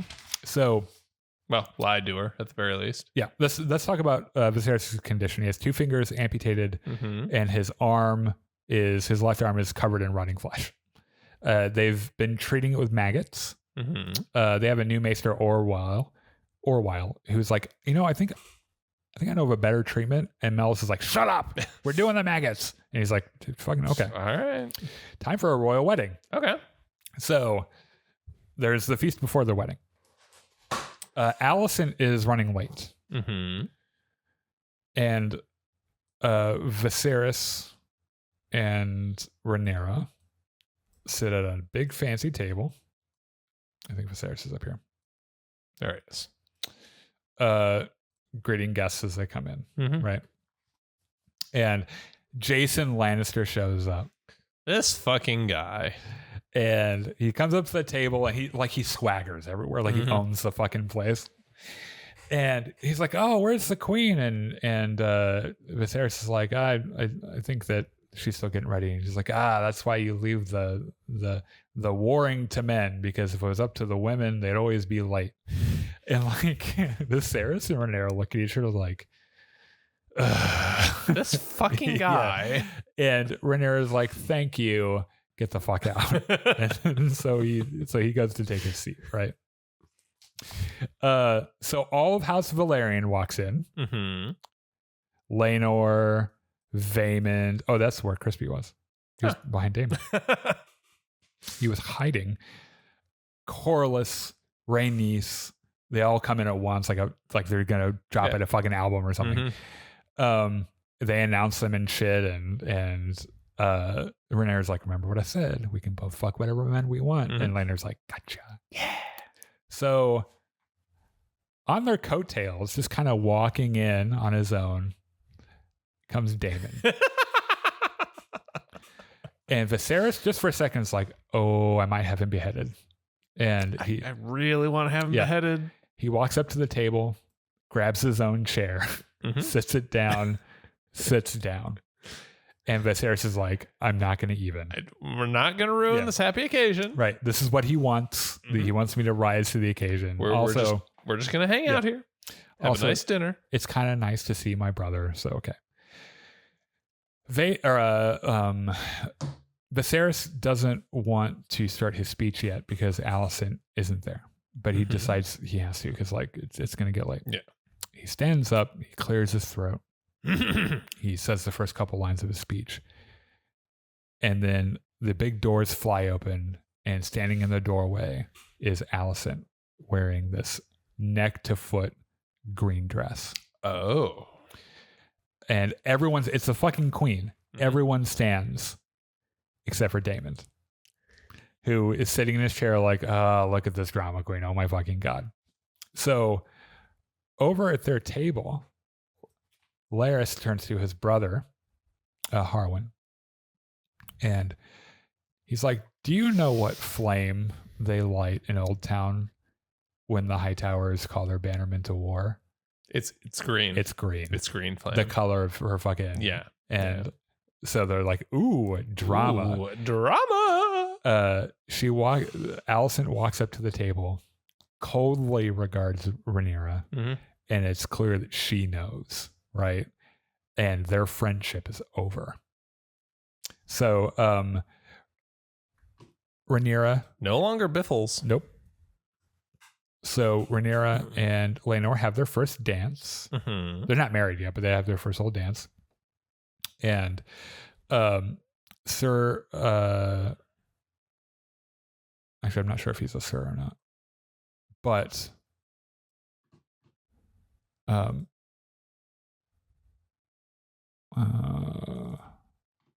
Rhea's father, Gerald, walks in.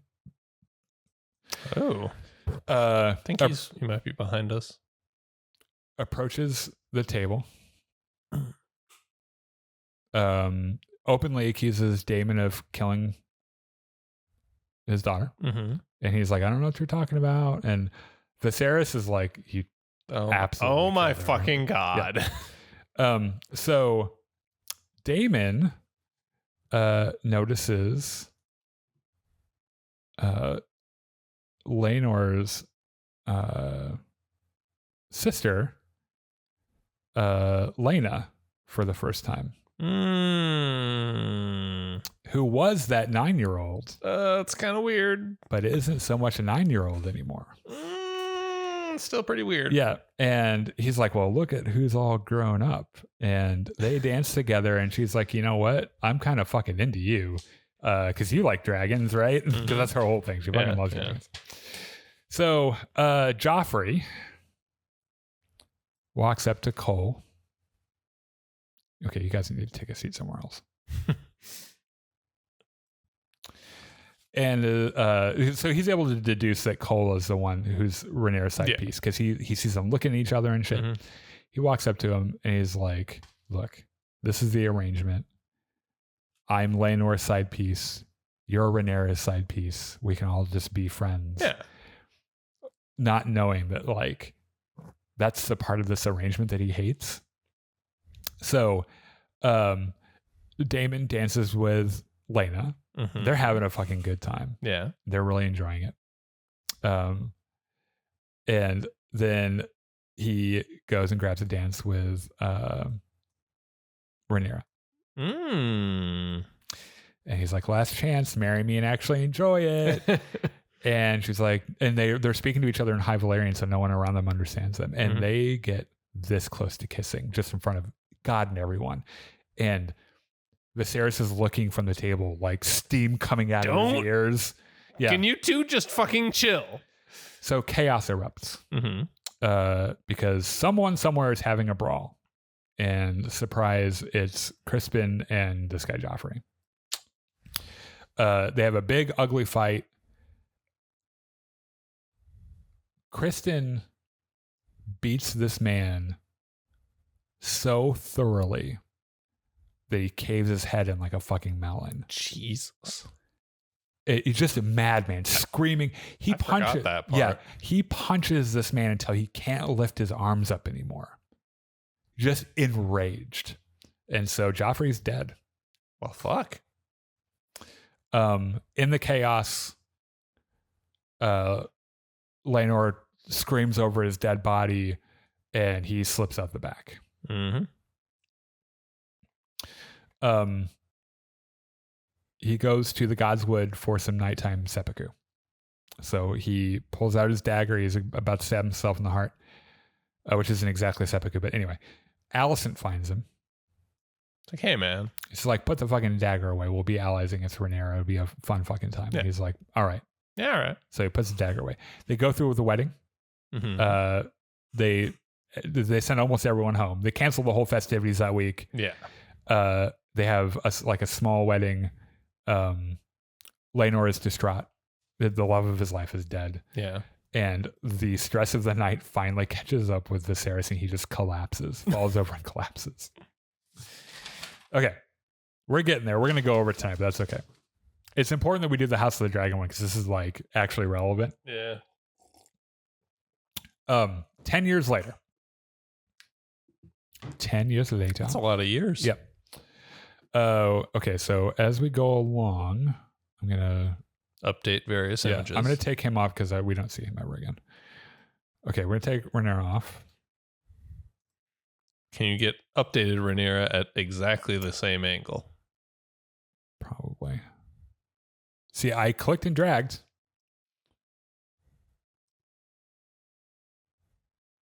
This is a really good time to mention, by the way. There we go. Perfect. That the actors that play both the younger and older versions of Rhaenyra and Alicent are so stunningly good that it is a real treat to watch them on screen. Mm-hmm. Paddy Considine, the guy that plays Viserys, might be one of the best actors I've ever seen. He is like, I can't overstate how amazing every cast member in this show is. They're just all so fucking good. Daemon, fucking Matt Smith in a wig as Daemon. It's just everything's so good. All right. So Rhaenyra gives birth to her third son. Alicent finds out. So we need a new Alicent. High Towers. Alicent 2.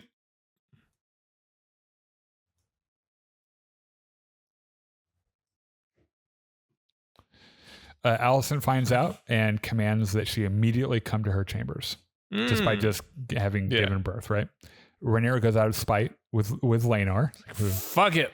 We're doing this. Yep. If she wants blood on our floors, we're going to put blood on our fucking floors. So her husband, Laenor, goes with her. Holds her arm in support. Mm-hmm. They bring the baby with. Because she wants to see the baby. Alicent wants to see the baby. Like as soon as it's like out of the vag, right? And the reason is because that baby already has very obvious black hair. You'll notice that Rhaenyra doesn't have black hair. Laenor does not have black hair. Yeah. So Alicent pretends to be really congratulatory. Mm-hmm. Viserys shows up. He's in a great fucking mood. He's ecstatic. Another grandkid. Yep. He's not just another grandson. Right. Right. So he's in rough shape. That arm I told you about before is amputated. He doesn't have it anymore.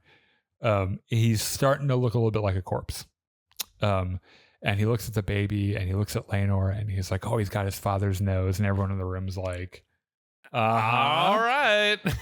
Alicent leans into Laenor and says, keep trying. Maybe you'll get one that looks like you. Oh, fuck. Yeah.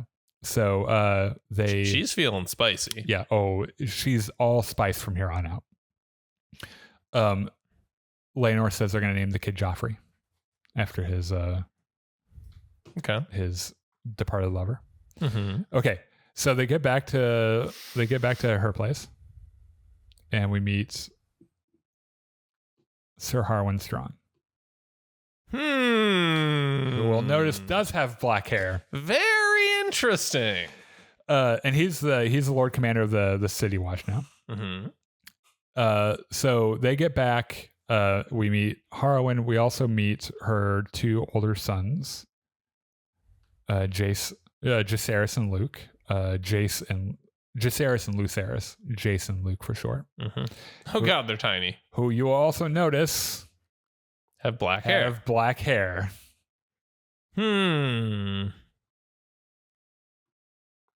Well, Rhaenyra has definitely been living up to her side of that deal. Yeah. So they all get back. Harwin shows up. And this dynamic is kind of crazy because Laenor is kind of stoked. Mm-hmm. There's a baby and babies are kind of weird to him. He's like, oh, it's kind of weird. I don't know what to do with this. And Harwin's like, can I hold it? And he's like, oh, right, it's your kid. Oh, yeah, go ahead. And so like he gives it, but there's this weird harmony between all of them. Mm-hmm. Like there's no ego with Laenor. He doesn't care that it's not his. And there's even this moment where he gives this Luke to Harwin, like, dude, congratulations. Yeah. And you're like, this is so strangely non-toxic. Yeah. Like that is way more selfless than I would be in that situation. Yeah. So at the dragon pit. Oh boy. Because we got a new Targaryen, gotta give him a new egg.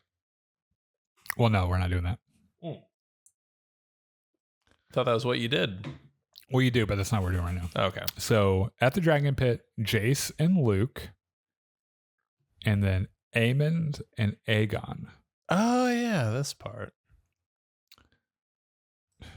Stop it. So this is Aegon, Viserys' firstborn son. Yes. And this is Aemon, his secondborn son. Are all hanging out in the dragon pit. Mm-hmm. And Jace is getting Jace, this bigger one, is getting a dragon lesson with his baby dragon Vermax, right? And they're like the dragon handlers are teaching him commands, and they bring a fucking sheep out and let him roast it, and they let Jace say Dracarys and everything, and he's very excited about it. Yeah. So all of these boys have claimed dragons except for Aemon. And Aegon's like, hey, I've got great news. We found a dragon for you. Oh, cool. And they pull out this pig with crudely fashioned wings. And it's like, it's the pink dread. And like, Aemon is like, well, fuck you, first of all. But he's clearly has some shame at not having his own dragon. He even goes down into the catacombs and runs into Dreamfire, one of the dragons who he like does like isn't meant for him. And Dreamfire like kind of shoots fire at him, like, get the fuck away. You. Yeah, I hate kids. All right, so back in Alicent's chambers, we meet their third kid, Helena. Oh, Bug Girl. Yes, love Bug Girl. I have a theory. I wouldn't get too attached to her. Remember, I haven't read it, so I'm not sure, but I wouldn't get too attached to her. On my famous family Bush diagram, I have her labeled as the character that if she dies, I will firebomb HBO headquarters. Oh, that could be hate speech. Okay, so she's clearly on the spectrum, right? She clearly she's neurodivergent. Yeah, she likes bugs. I mean, nothing wrong with that. Everyone needs a hobby. That doesn't make her inherently neurodivergent. She doesn't like to be touched. She doesn't make eye contact with people very well. Yeah. She's very clearly neurodivergent. And good for them, by the way, for putting a character in like that. She has an insect collection she's really fucking into. Alicent doesn't get it. She's watching her play with these bugs, and she's just like, I don't get it. They're fucking bugs. Shouldn't you be fantasizing about boys and getting married or something? So Aemon gets in trouble for fucking with a dragon that wasn't his, and he's there to tell on Aegon for the pink dread thing. And Alicent's like, stop worrying about it. You'll soon get your own dragon. To which Helena whispers, you'll have to close an eye. And Alicent's like, what'd you say? And she's like, nothing. What? Alicent's like, what? And he's like, huh? Yeah. What? Not the first time Helena will mutter something kind of weird.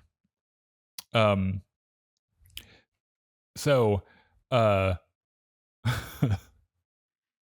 on. Where are we? Oh, Alicent confronts Viserys about Rhaenyra's kids. Yeah. And she's like, Viserys, they have black hair. Neither one, Laenor and Rhaenyra don't have black hair. And he's like, I once had 2 horses. Or I once had this one horse, and he fucked this other horse, and they had a weird color that wasn't for either. And she's like, these aren't horses. These aren't horses. Yeah, Jesus, Viserys. And he just goes back to his model, and he's like, don't bother me with this woman. So Alicent visits Aegon in his room, who is standing on the balcony, butt ass naked, jerking off into the window, out onto the people of King's Landing. Like, and I'm not this isn't. That's exactly what's happening. It's literally hand on penis, jerking it. Yeah, Yep. And she's like, Jesus Christ. What the fuck is wrong with you? And so he like jumps down and covers himself and shit. Mm-hmm. And she confronts him about the prank with Aemon. And she's more pissed that he did the prank with Rhaenyra's kids because they were in on it too. Yeah. Like she wouldn't have been as pissed, but she's like, listen, those are our mortal enemies. Like you could challenge Jacaerys' claim. And he's like, I just want to fucking challenge. And she's like, you motherfucker. She fucking full on slaps him, grabs his face. And she's like, you are the challenge. Just your act of being alive is the challenge. Like everyone knows one day when Viserys dies, you will be king. So you need to stop fucking around. And for fuck's sake, stop jerking off onto the poor people. It's so fucking weird. Now get your fucking clothes on. So in Pentos, Daemon and Laena are honestly living a nice little life. And they've got their 2 kids. Which, if you can put aside how creepy it is kind of nice for them, yeah. I guess. They have their 2 kids, Baela and Rhaena. Okay. Now, they're in Pentos. This is the arrangement. Every once in a while, Daemon will get on Caraxes and scare the Triarchy away. Mm-hmm. And Pentos will give them gifts and money. Yeah. And everyone cheers for him. And he's like, you know what? I really like this arrangement here. This works for me. Yeah. And they want them to... Oh, by the way, in the meantime, Laena found her dragon. Oh. She found Vhagar, the largest living dragon, and became its rider. Good for her. That dragon she was talking about is a 9-year-old perspective for Viserys. Mm-hmm. Oh, do you know where Vhagar went? Blah, blah, blah, blah, blah. She fucking found Vhagar, and it's her dragon now. And this fucking thing is huge, by the way. This is a surprisingly domestic life for Daemon. Mm-hmm. And he kind of likes it. He's having a good time. They want him to stay forever and help fight the Triarchy. Laena wants to go home. She's like, look, Pentos is cool, but we need to go home. So in the training yard at King's Landing, Viserys and Lionel, his Hand of the King, watch as Criston Cole trains the boys. The boys being Jacaerys, Lucerys, Aemond, Aegon. Yep. He's giving more attention to Alicent's boys, and Harwin Strong, their father, has a problem with it, and he starts this argument with Criston Cole. He's like, why don't you give everyone, like, give these kids some attention? He's like, it's weird. You're sticking up for them like you're so protective of them. Like, are you their dad or something? And Harwin beats the shit out of him, puts him down, and Criston, who's just like fucking crazy at this point, is just like laughing the whole time. His father Lionel confronts him. He's like, dude, okay, I know those are your kids. You're drawing, everyone knows, but you're drawing suspicion to this, right? Apparently the only person that doesn't know is Viserys. Mm-hmm. And that was fucking suspicious what you did. And so they have a new council, a new small council. Mellis is dead. They have a new Grand Maester. Mm-hmm. They have a new Master of Laws. We're not putting them on there because they're not very important. Rhaenyra and Alicent are both on there. Ooh, that's dramatic. They fight about fucking everything. Mm-hmm. That like the Triarchy conflict is firing up again, and they fight over what to do with that. And Rhaenyra takes an opportunity to try to calm tensions, and she's like, listen, Alicent, and this is in front of everyone. Why don't we marry Jace and Helena? And we'll gift you a dragon egg so you can give it to Aemon, and then he'll have a dragon. And she's like giving this whole thing. And Alicent's like, Rhaenyra, your tits are leaking. And she's like, what? And she looks down and she's, motherfucker. Yeah, and she's lactating. And she's like, oh shit, I'm sorry. Well, you'll think about it. And she's like, yeah, I'll think about it. It very clearly won't. Yeah. Lionel offers to resign out of embarrassment for his son beating the shit out of, Viserys is like, no. And he's like, but because of the rumors. And Viserys is like, what rumors? And he's like, oh, for fuck's sake. So he asks to take Harwin back to Harrenhal. Mm-hmm. So because he's been fired from the City Watch, so that he can be heir. He's like, let me take my son back. I'll set him up and then I'll come back. And Viserys is like, fine. Larys has a new job.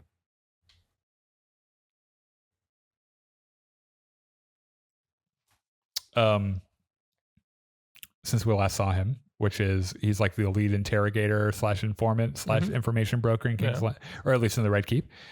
And he's kind of friends with Alicent. Like they clearly have an alliance, right? And she's like, oh, I really wish I could have my father back as Hand of the King. And Larys takes that as a take initiative, please. And so he goes and finds 3 guys from the dungeon. He cuts their tongues out. He sends them to Harrenhal and lights the place on fire. And Lionel and Harwin, the father of the boys, die in the fire. Oh. Yeah. Which, by the way, Alicent's like, not what I said. I did not tell you to do this. Yes. And then he's like, are you mad? Oops. Are you mad about what happened? And she's like, honestly, not really. Oh, by the way, Lane is pregnant with Daemon's 3rd kid. Okay. She goes into labor and it's not going well. It's almost identical situation as Emma in the beginning, which is really ironic for Daemon. Yeah. And he, as Lena overhears them discussing options, she sneaks out, walks up to Vhagar, and practically begs her dragon to kill her. And she does it. Vhagar fucking immolates her right on the beach while Daemon watches. Like he catches up right as it's happening. So Lena's dead. Which is too bad because like she had a rapport with Daemon. Like things were kind of working, and he actually kind of seemed like he enjoyed his time with it. He was mellowing out a little bit, which is just like so counter to how Daemon is all the rest of the time. Yeah. So meanwhile, Alicent and Laenor are talking, and she's like, and then the bitch told me my tits were leaking, and I swear to God, Laenor, I'm so fucking tired of this bitch. We're going to Dragonstone. We're getting away from all this and the rumors. I don't know why we didn't do this before. And she's like, you can bring your boyfriend Carl, who is like a guy he's been hanging out with. And he's like, fucking sweet. Yeah. All right. Absolutely. Let's go to Dragonstone. Sure. Let's do it. So, okay. Lena has a funeral. Everyone pretty much shows up. First time in a decade that Daemon's been home, by the way. He's been in Pentos that whole fucking time. Vaymond gives a eulogy about the strength of Valyrian blood and looks over at Rhaenyra's kids, which prompts just an unapologetic laugh from Daemon in the middle of his wife's eulogy. Just laughs. Everyone's like, "Oh, this guy's fucking crazy." So Alicent and Rhaenyra's family are both forced to hang out. It's really awkward. Yeah, and it sucks because like everyone's there to grieve Laena, but Jace and Luke are grieving Harwin's death. And Jace is old enough to know that that's his father, right? So like his dad just died, and like they're there for some other funeral, and all the dragons are here. By the way, fucking Caraxes, Syrax, Sea Smoke, Melees, all of them. Vhagar is very sad because her person just died, right? I'm gonna put a picture of Vhagar on here because it's important to know the scale of this fucking dragon.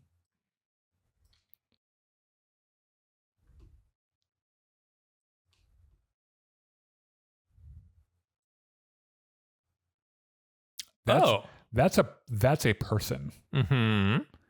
This is a monstrously giant fucking dragon. It's pretty big. Yes. So Otto is back as Hand of the King, which I guess we should put him back on here too, right?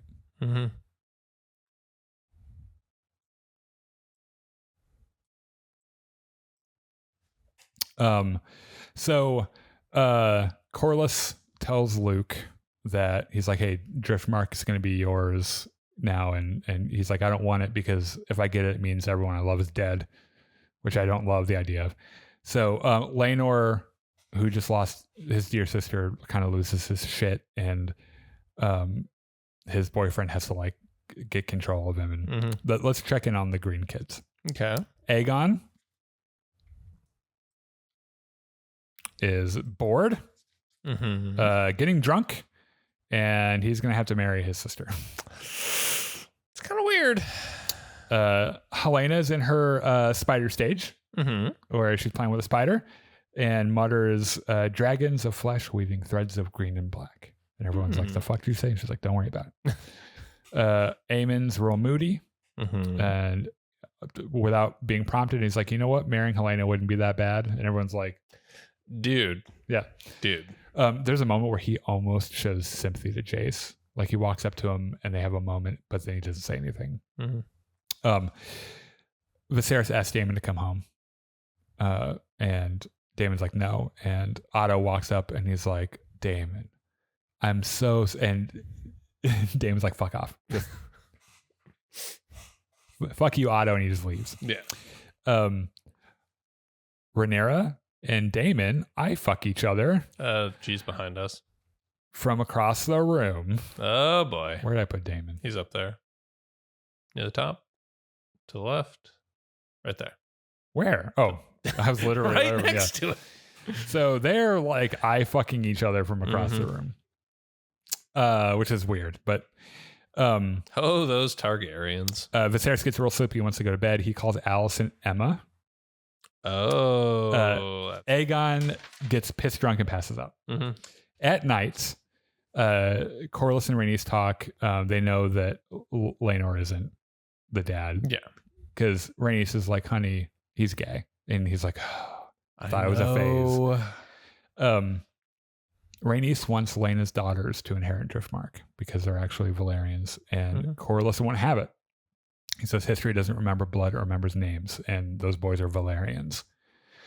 Daemon and Rhaenyra take a romantic nighttime beach walk, and they accidentally fuck. He just trips and falls into her vagina penis first. Happens to the best of us. Yeah. Aemon at night walks up to Vhagar and is like, hey, you're gonna be my dragon now. I think it'd be kind of neat if I rode you. And she like kind of lifts up her head like she's about to. She's like, I could barbecue. Yeah, there's a moment where she's like, maybe I will. And then she's like, he seems all right. And Aemon becomes Vhagar's rider out of nowhere. Huh. And they were expecting one of the girls to get her, right? Yeah. So, which if I remember right, the girls are not happy about. No, they wake up Jace and Luke. Right? To the left. Further left. You have to pan. There they are. So they wake the boys up and they're like, someone stole Vhagar. And they're like, what the fuck are you talking about? How do you steal a dragon the size of a castle? So they confront Aemon when he comes back from his How to Train Your Dragon ride. And he calls the boys bastards. They get into a big fight. Things get violent. Luke pulls out a knife and cuts Aemon's eye out. Oh. Which I think is a little extreme, but you know what? So they're really sensitive about this. So in the middle of the fucking night, there's fucking throne room drama at fucking Driftmark. Everyone is awake, right? Viserys shows up and it's like, what the fuck is happening? What is wrong with you kids? Why can't you just like play with your toys instead of maiming each other? The kids all start shouting over each other and shit. And he's like, oh my God, just fucking kill me, please. I cannot take any more of these fucking kids. So he like listens to what happens and he's like, oh, okay. Alicent is furious because her son's disfigured pretty much. Rhaenyra is like, Dad, they were spreading these vile rumors, and so Viserys questions Aemon, and he's like, what fucking rumors? And he's like, oh, they're bastards. And he's like, no, they aren't. He's like, who the fuck told you that? And he's like, well, fucking just fucking look at them. He said, fucking Aegon told me. And he walks over to Aegon. He's like, where the fuck did you hear that they were bastards? And he's like, Dad, we all know. Like, everyone knows. Yeah. And he's like, knows what? And everyone's like, oh, here we go again. And he loses it. Fucking, he's like, anyone repeating this from this day until the end of days, you say that thing one more time, I will personally, if I have to look up a YouTube video on how to do it, I will cut your fucking tongue out on the spot. And everyone's like, okay, well, All right, cool. There goes that. That's what we're doing. And now, so Viserys is like, all right, everyone, shake hands. We're cool. Go to bed. Go to bed. And Alicent's like, this will not do.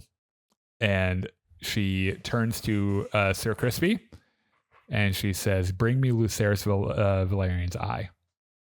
And Cole's like, you okay. Sure?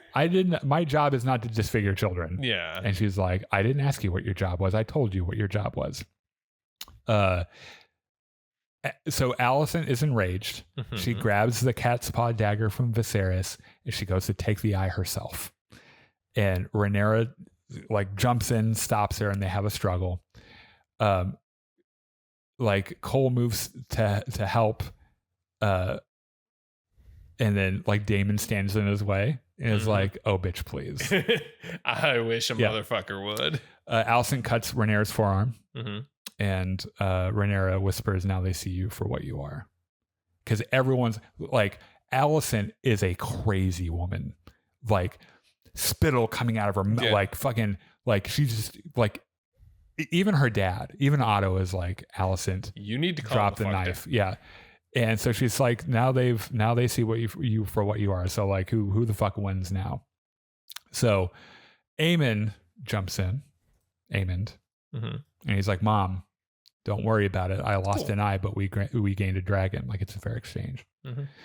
So Otto talks to Alicent in private and he's like, I didn't know you had it in you. I'm fucking proud. Patch up your problem with Viserys. We need you guys on good ground, but we have work to do and we have Vhagar now. That's fucking great. So Viserys and everyone leaves. Rhaenyra and Laenor chat. They have this really nice chat actually, where Laenor's like, I'm so sorry for failing you. I've been a shitty husband. Like I've not been present. I've been off chasing wars and men and stuff. And I'll be real honest. I really hate what the gods made me. And Rhaenyra's like, I'm going to be real honest with you, Laenor. You're one of the best men I know. Like, you're fucking awesome. Like, none of that shit matters. And yeah, you haven't been the best husband, but I probably trust you more than I trust anyone else. So good job. And he, like, on the spot was like, well, I'm going to do better. So Rhaenyra and Daemon talk, and Rhaenyra's like, well, let's get married. And Daemon's like, whoa, hold on. Just a moment. Hold on, because you're already married, and I can tell you from experience, Viserys isn't going to go for that. Viserys doesn't like that. And so Laenor and his boyfriend Carl stage a fight and fake Laenor's death. He and Carl sail off into the sunset together. Rhaenys is devastated. She thinks her son is dead. She's convinced that Rhaenyra had him killed. And Rhaenyra and Daemon marry in a secret Valerian ceremony. And so they're married now. Oh, okay, we're getting there. Yeah, one more episode, two. So, okay, 6 years later. There are a couple of these we're gonna have to replace. Basically, all the kids. Yeah. Where are the Strong Boys? I love that that's just their name, the Strong Boys. Yeah. Okay. You forgot one kid. Who? To the left? Oh, Aegon. Okay. So his son dead. Corlys went off to war. And he's been grievously wounded. Not great. Got his throat slashed and then fell into the water, which probably had dysentery. Yeah. And is not expected to survive the voyage home. Vaemond wants Luke disinherited.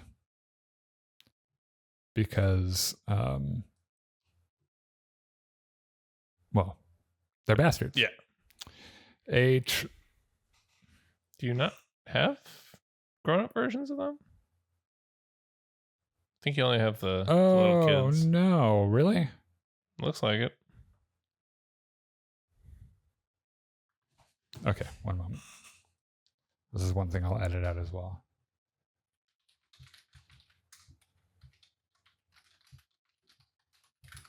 They're rarely seen away from each other. Yeah. There we go. Jesus Christ, that's 6,000 by 4,000 pixels. Right. Why is it that big? I'm putting them in the Targaryen folder when I should be putting them in the Valyrian folder. Why are they so small there? Oh, this is just a preview. That's fine. That's fine. This works for our purposes. Mm-hmm. So this is Jacaerys. He is the next in line after Rhaenyra. Yeah. This is his little brother, Luke. So Vaemon wants Luke disinherited because he's not a real Valyrian. Yeah. And Rhaenys is like, if Viserys hears you say that, you're going to lose your tongue. And Vaemon's like, a king doesn't rule King's Landing now, a queen does. And I expect that queen to accept my claim. So on Dragonstone, Rhaenyra is pregnant again. Mm-hmm. She's living there on Dragonstone with Daemon, Jace, Luke, their little kids, Joffrey and baby Aegon, and Viserys. Mm-hmm. I'm not going to put the babies on there because they're babies and they're not very fun to look at. They learn about Vaemon's claim on Driftmark. And this is a problem for Luke, but it's a bigger problem for Jacaerys. Because if they weaken Luke's claim to Driftmark, they've weakened Jace's claim to the Iron Throne. Right. So this is a big problem. Mm-hmm. So they decide to travel to King's Landing to fight for the claim. So they get to King's Landing. Rhaenyra and the family arrive with no acknowledgement from the crown. No one there to receive them or anything. All the iconography has changed. Mm-hmm. All of the Targaryen heraldry has been taken down, and it's all 7-pointed stars and religious shit. Yeah. And Daemon's like, I don't like this. Ooh. So Rhaenyra and Daemon see Viserys for the first time in 10 years. He is really not doing He is well. not doing well at all.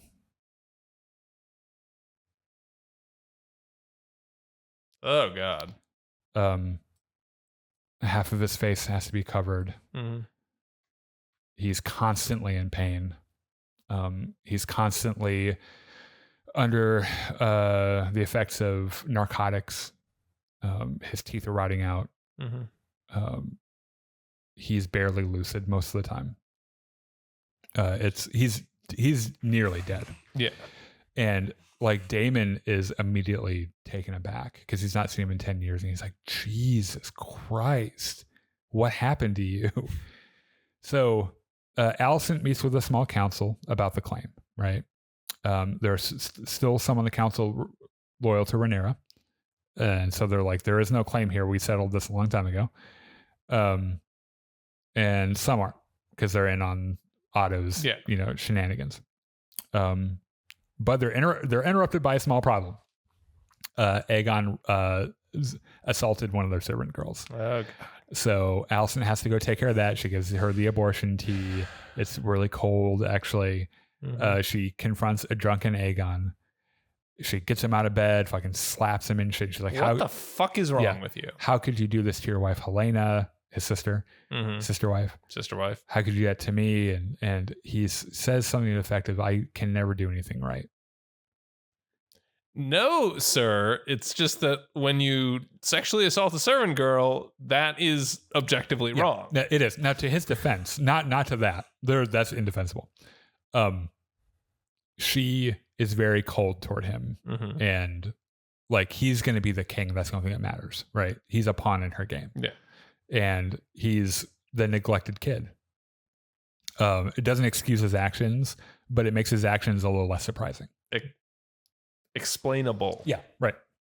So there's an awkward meeting between Rhaenyra and Daemon Alicent, where she's like, "Oh, welcome," and Damon's like, "Shut the fuck up! What is happening here?" And she's like, "My father and my father and I will rule on your claim tomorrow, and because the king is not well enough." And Damon's like, "Oh, I'm sure that will be fair." So, Jason, Luke, in the training yard, run into Aemon. Oh boy, who down has grown up quite a bit.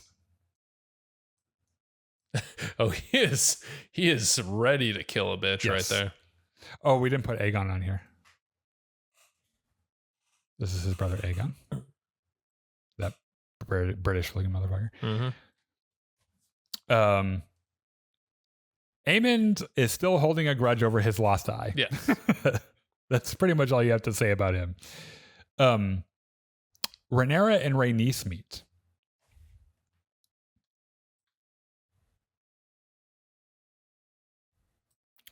Let's see. Where is Rhaenyra? It's right there. Rhaenys, yeah. So they meet, right? Mm-hmm. Rhaenyra practically begs her to marry the boys to her grandkids. Mm-hmm. She's still really pissed off about Laenor because she's convinced that she had him killed. So she refuses. And Rhaenys says, "Tomorrow the Greens land their first blow and I must stand alone." And Rhaenyra's like, "Fuck, that's bad." Yeah.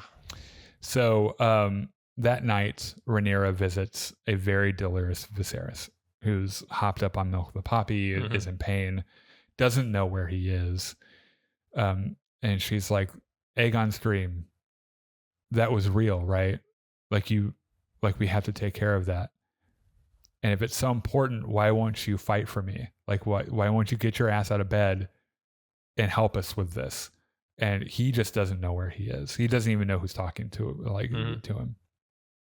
The next morning, Viserys tells Otto something he remembered from that. He tells Otto to arrange a family dinner. And they go to give him his heroin tea, and he refuses. He's like, "I'm not taking it." So Alicent and Otto hear the driftmark issue in the throne room. Mm-hmm. Present are Rhaenyra,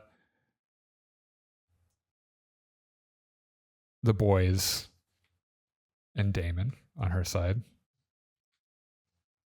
There he is, to the left.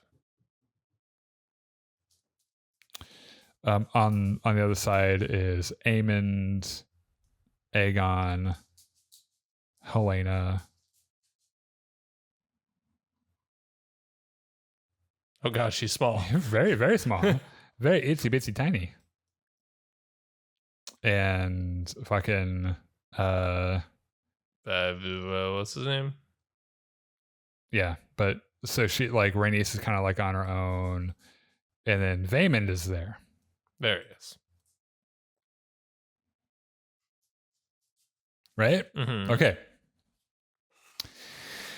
Oh boy. All right. So the outcome of this seems predetermined, Mm-hmm. but they're going through the motions. Yeah. And so Alicent's like, "Vaemond will hear your claim first." And he is like, "I'm Corlys's closest kin. I'm of old Valyrian blood, and they don't know anything about Valyrian blood, and blah blah blah blah blah." And so Alicent's like, "Okay, thank you, Rhaenyra, and you may speak on the behalf of your son." And she's about to start, and it was funny because the beginning of her thing is, "As many of you remember, in this very room, a lot of you bent the knee. Remember?" But before she can get the sentence out, the fucking doors from the throne room fly open, and the King's Guard announce Viserys. King Viserys, first of his name, King of the Andals and the First Men. Mm-hmm. Up final. Not yet. That's not actually final. And he's tiny. His face is covered with this sweet ass fucking bronze mask and shit. And everyone is shocked, and like Alicent and Otto look at each other like, uh-oh. Yeah, we didn't plan on this. He hobbles his ass up and first gives this look to Rhaenyra like, here I am. I got you. Yeah.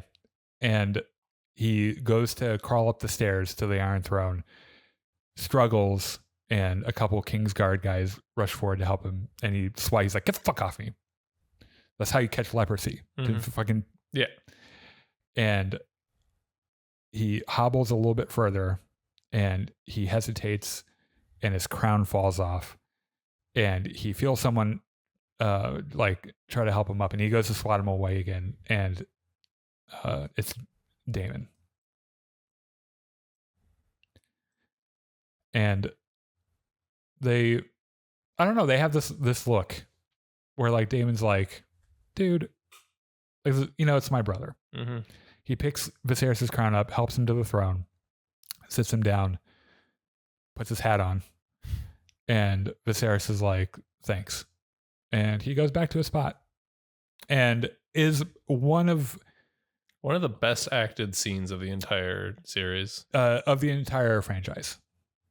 Hands down, one of the top 3 moments in the entire franchise. It's really touching.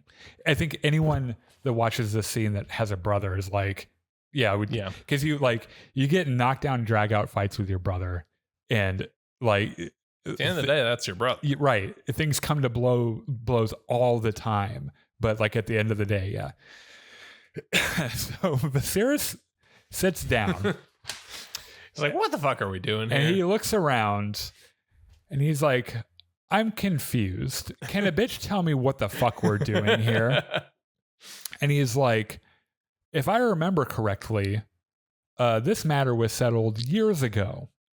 And I think the only person right now with any authority on the matter of what we should do is fucking Princess Rhaenys. And Rhaenys goes, indeed, Your Grace. And she steps forward, and she says, my lord husband wished for Driftmark to pass to Lucerys.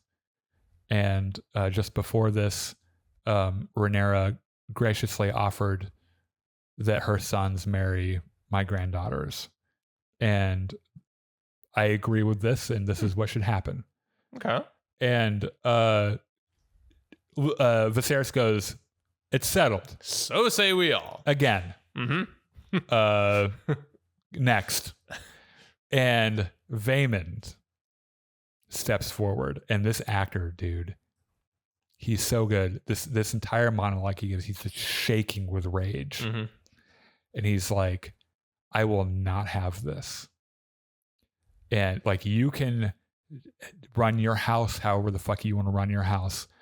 I will run mine the way I will run mine. You will not ruin my house. I will not allow it. And Viserys is like, I'm sorry, which one of us has... What did you say? Which one of us has the crown on? And he turns to the boys and says, they are no true Valyrians. And goes to say, and it's going to say the word bastard, but stops. And Daemon stares at him and says, say it. And something breaks in Vaemond. Yeah. Right. And he turns to the king and he screams, those boys are bastards and their mother is a whore. And Viserys is like, excuse me, stands up, pulls his fucking dagger out and is like, come here. I'm going to cut your fucking tongue out. Get your ass up here. Switches to this exact shot. Look how fucking smug he looks. Somehow Daemon Batman's behind him and cuts this man's head in half. Just this part of the top of his head just slides off.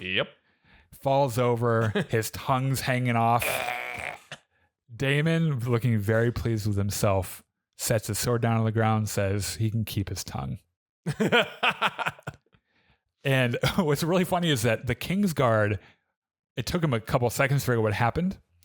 And they realized that someone has unsheathed their fucking sword in front of the king. And so they all rush forward and Daemon gives him don't worry about it. Don't worry about it. And he wipes it off with his clothing and he puts it back in and steps back in line. And he gives Viserys a nod. And Viserys is like, yeah. I think I like where this goes. Yeah.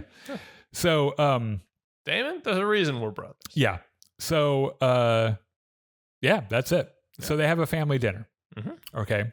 You gotta delete Damon. Oh yeah, he's dead. Yeah, he's gone. Fucking dead. This is another one of those scenes that is just so good. They have their family dinner. All the same people are there. Mm-hmm. Except for Vaymond, because he's dead.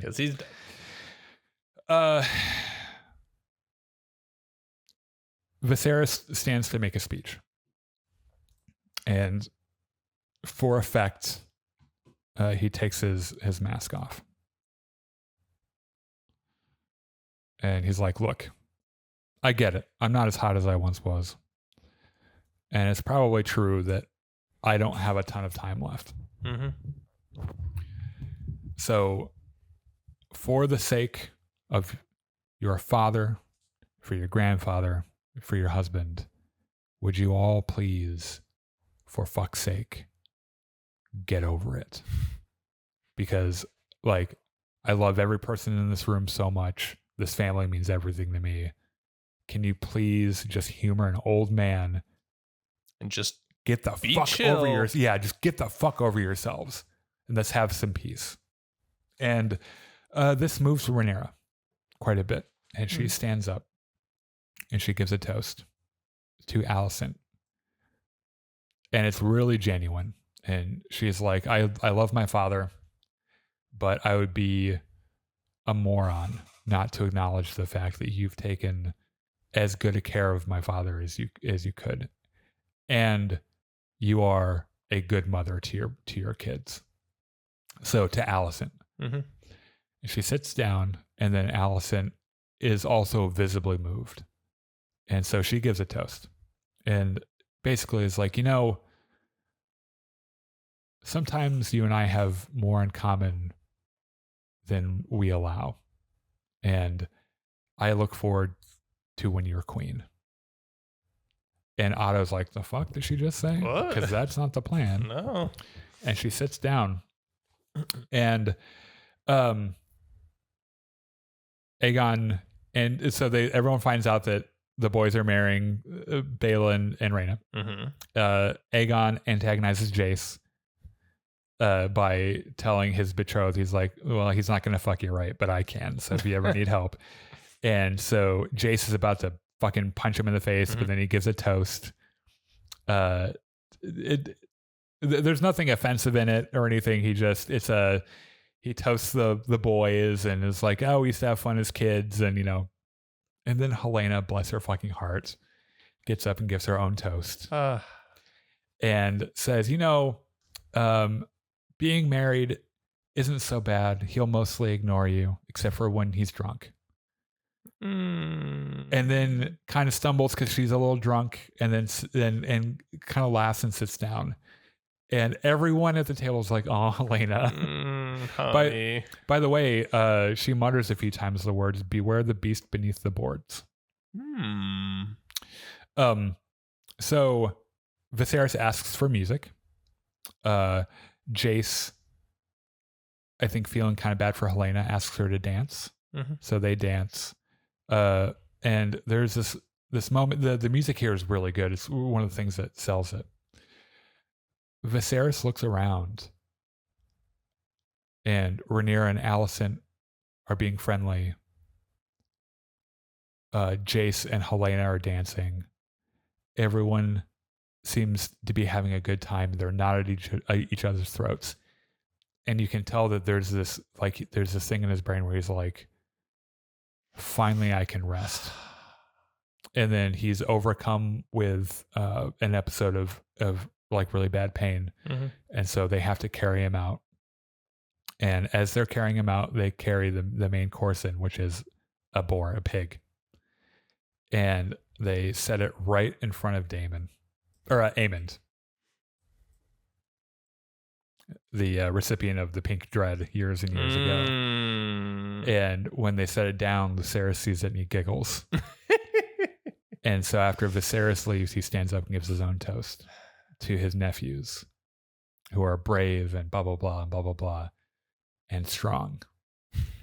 And Jay stands He up. says strong like 3 or 4 times. Yeah, because the first time everyone's like kind of uncomfortable, and then he says it again. So very strong. Yes. And then Jay stands up and is like, "Say it again, motherfucker." And it comes like Jace walks up and hits him straight in the face, who doesn't even flinch. It's like nothing even hit him. There's a moment where it looks like there's going to be some heat between Aemond and one of the boys. And Daemon steps right in front of him. And it was like, I wish a bitch would. I wish you would. And Aemond, like, I only killed one guy today. I could go for 2. I killed a guy for going after my kids. Fucking go for it, right? And Aemond very wisely is like, nope. He's like, okay. Yeah. I'm good. Yep. So Aemond and Rhaenyra and Alicent meet up, and you think that after the tensions broke with this that they're going to be back to fighting, but they both look at each other and they're like, fucking kids, man. And Alicent's like, I don't know why he would say that, I'm so sorry. And she's like, Rhaenyra says, I think we're gonna leave. And Alicent's like, you just got here, like, come on. And she's like, listen, I'll take the boys back and I'll return on Dragon back, and then we will figure this out. And Alicent's like, the king and I would really love that. And then they leave. Later that night, Alicent checks on Viserys, and Viserys thinks that he's having the conversation that Rhaenyra was having him the other night about Aegon's dream. Yeah, and he's like, it's really important, Aegon's dream, and Alicent's like, what do you mean, Aegon? He's like, your son? Yeah, and he's like, yeah, Prince Aegon, and you're going to bring together the realm and save the world and stuff. And like, it's really important. And Alicent says, I understand, and leaves. And alone, he's so close to death, finally succumbs to his disease, finally dies. And his last words were, my love. So he probably saw Emma, right? Yeah. But I've never felt so good for a character to have died, because it needed to have happened years ago. And finally, and the cool, like, he was carrying the world on his back. And we all know the shitstorm that comes. At least he never saw that. The last thing he saw was everyone getting along. Yeah. And that's great. Okay, so the next morning, the king has died. So better delete him off. Oh, yeah. So a servant boy tells Alicent's handmaiden, who's a spy for the White Worm, about it, and she puts a candle in the window, which is a signal that the king is dead, to Mysaria. The small council convenes. Jason Lannister, who is now on the council, is late. This fucking guy. And he walks in and he's like, dude, it's like, what did I miss? It's like 5 a.m. It's like, what couldn't wait an hour? Like, what do you guys look so fucking sad about? Like, someone die? And then Otto's like, the king is dead. And he's like, oh, okay, I'll just sit down. Yeah. And Otto immediately is like, put the plan into motion. And Alicent's like, what plan? You had a plan? Yeah. For this? And he's like, yeah, we've been plotting this whole fucking time. Like, we'll take care of this. And she's like, well, actually, Viserys' last wish was for Aegon to be king. And Otto's like, Alicent, you fucking cunt. Otto is like, good one. Good one. And she's like, no, that's what he said to serious. Me. And he's like, wink, wink. In this, by the way, Lord Beesbury speaks up. He's like, I've known Viserys for 100 million years. Oh, he's dead, by the way. He's been dead a long time. Yeah. How every image has just gradually gotten bigger as you zoomed out and changed scenes. and we're getting a little more tipsy and tippy. Like, I'm not noticing it. Like the original images are this guy, tiny. He's presumed dead. Yeah. Beesbury is like, Viserys would not have wanted this. It's fucking convenient, by the way, that you're the only one that heard this. Yeah. Fuck no. And Crispy Cole kills him. And everyone's like, what the fuck? He was an old man. Westerling pulls his sword on him and is like, all right, give me your sword and your fucking cloak. You're done, kid. Your badge and your gun. Yeah. You're done. And Alicent's like, you're a loose cannon. Calm the fuck down. He was old. He's probably going to die anyway. So Otto is like, send the Kingsguard to Dragonstone. Make sure it's quick and clean. And Westerling is like, no, nope, not going to do it. Not doing it. Here's my cloak. The only man or the only person that gives me orders in the entire realm is the king, and you are not the king.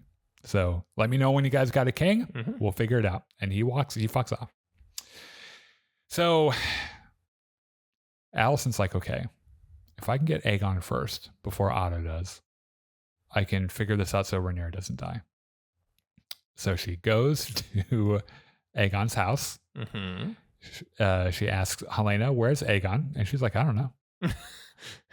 Helena. And so you had one job. Yeah. So they look around. Aegon is missing. Oh my fucking God. And she's like, this fucking kid. Oh no, what the fuck? Like, talk about the worst time to go on a bender, right? So Otto comes to the same realization. Mm-hmm. And they both send, okay, so Alicent sends, oh God, you're right. They get really big. Sir Crispy? Yeah, Crispy and Aemond. Where's Crispy? He's up. There it is. Okay. So Alicent sends them to find him. Otto sends Eric. And Eric. Eric and Eric. This is Eric with an A. This is Eric with an E. Yes, they are twin brothers. Yes, they have the same name. Yes, they are spelled differently. God, their parents are assholes. Does it make sense? No. So they go on their search. The twins go to fighting pits that Aegon liked to go to, where like the fighting pits are staffed by his bastard kids. Yeah. And Crispy and Aemond go to a brothel that he liked to go to. Mm-hmm. So these guys are approached by one of Mysarea's agents, who's like, Mysaria wants to meet with the Hand of the King, and she'll give you Aegon. So they meet up, and Mysaria is like, no more kid fighting pits. Okay, and seems reasonable. Otto's like, fine. And she's like, okay, Aegon's being hidden in the Great Sept. Okay. And so they go to the Great Sept. They find him under like an altar, like piss drunk. And on their way out, they're ambushed by Cole and Aemond, who like follow them. Mm-hmm. Aegon tries to run, by the way. Yeah. Because Aegon does not want to be king. He does not want anything to do with this. He just wants to get drunk and fuck serving girls. Aemond very much would like to be king, by the way. Mm-hmm. And there's a moment where Aegon's like, Aemond, I will get on a boat and leave. You can fucking do it. And just for a second. Aemond's that would actually solve all of my problems. Yeah. So they win. This side wins. They bring him back to Alicent. Mm-hmm. Alicent's like, you stupid fuck. You're going to send peace terms to Rhaenyra. And the peace terms are... Hold on a second. Give a page or two, maybe 3.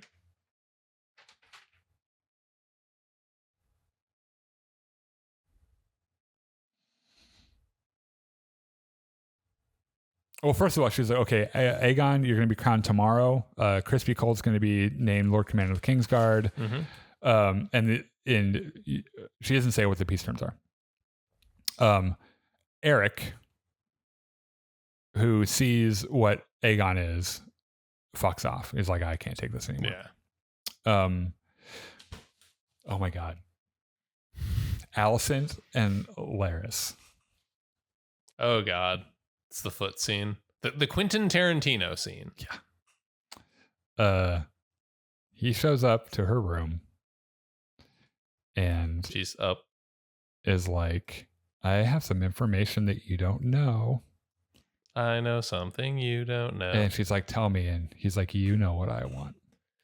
And so she takes her shoes off, and he's like, "You have a spy in your," and she's like, "Who is it?" And he's like, "Uh-huh." Mm-hmm. And so she takes her socks off and puts her feet up on the table, and he's like, "It's your head handmaiden, Talia or Tyria or whatever." She works for the White Worm. And so she sits in profile so that he can see really well, and he jerks off to her feet. And it's real fucking weird, but but very well describes the weird power dynamic between them, right? Mm-hmm. Like, you would think that he's helpless and, nope, not at all. Yeah, it's crazy. So the next morning, they have a coronation for a king, and they oh, by the way, when the king dies, Rhaenys is locked in her room, and then Alicent visits her and is like, this is what's happening. And Rhaenyra's like, you are usurping the throne. And you are stealing this throne. And she's like, yep, and you need to be on board with this. And she's like, oh, hell no. No, I am very much not. Yeah. Before Eric fucks off, he drops by Rhaenys' room and is like, let's fucking go.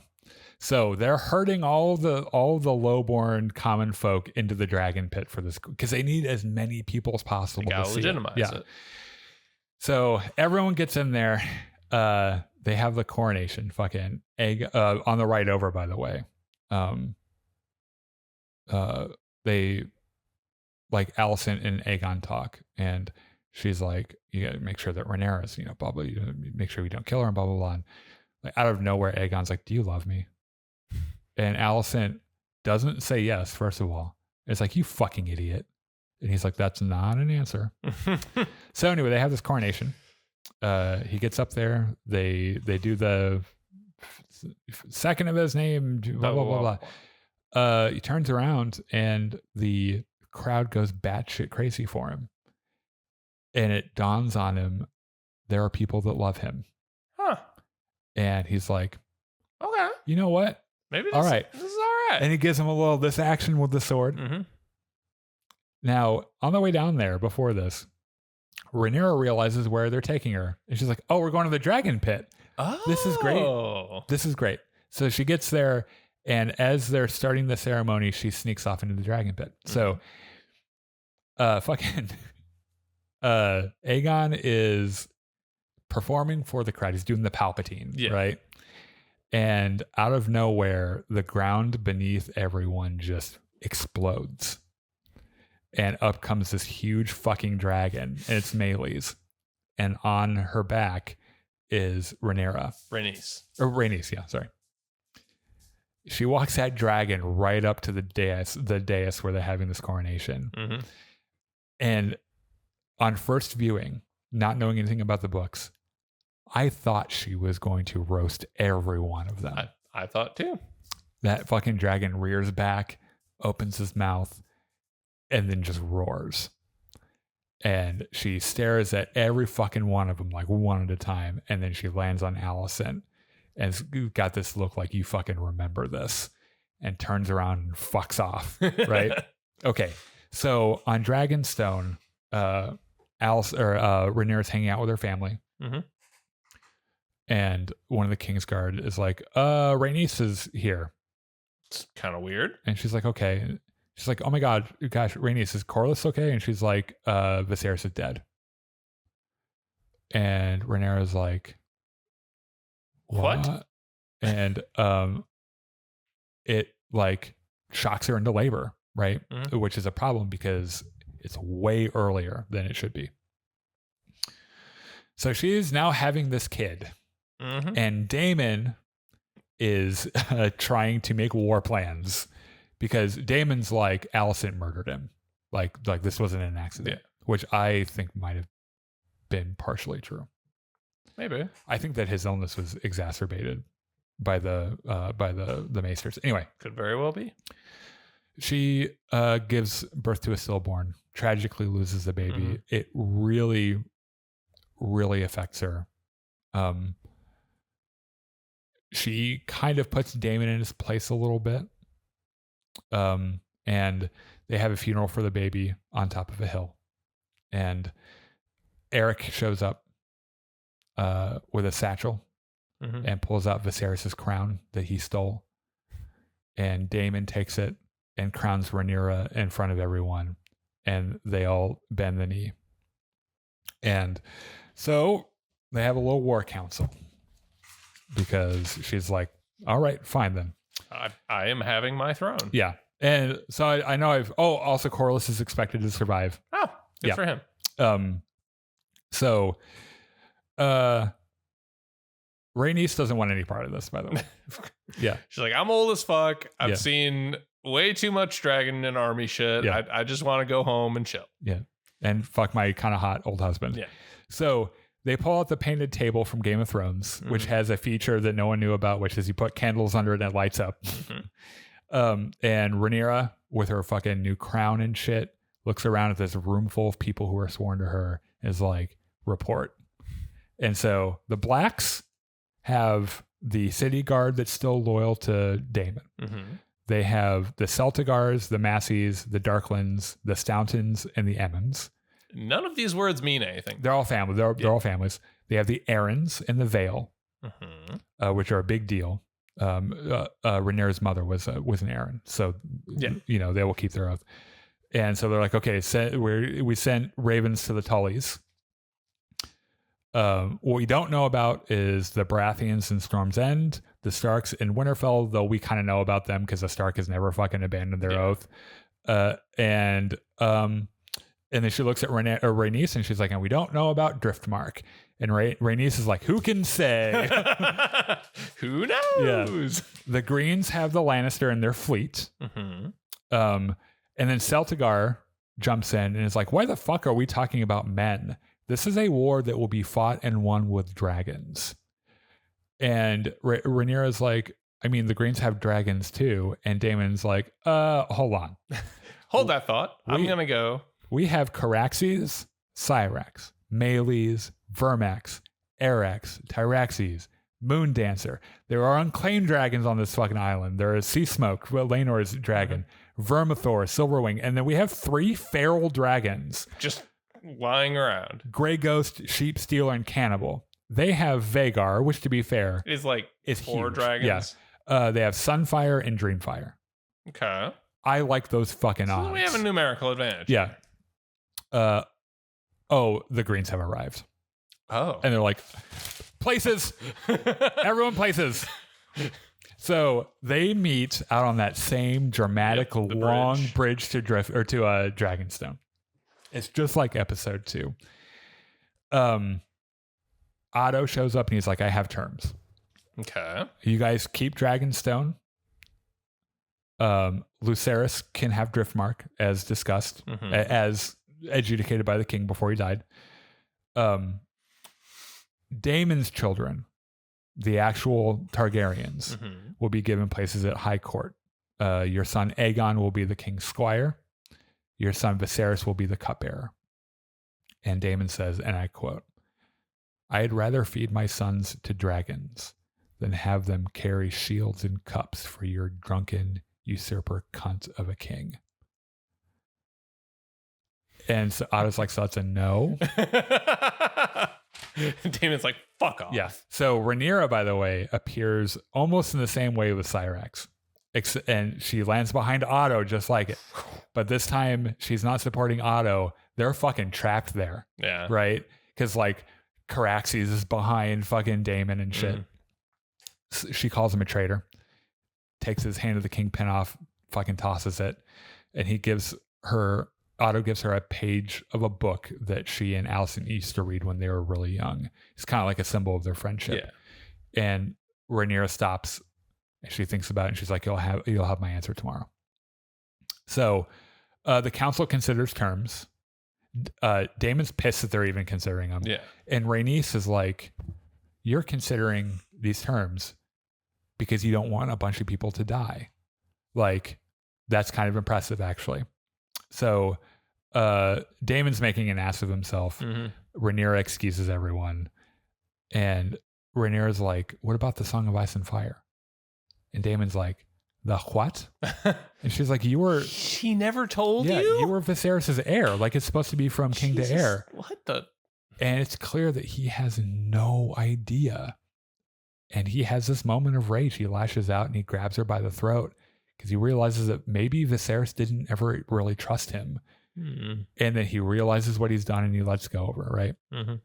So Corlys wakes up and he's like, let's just retire. Let's go to Driftmark. Just get the fuck out of here. And Rhaenys is like, we can't. Rhaenyra is the only one in that room making sense right now. And she, like, out of the two of them, she's the way to go. So Corlys attends the meeting the next day. He's like, I control the step zones. Oh, which, by the way, when they were naming all these when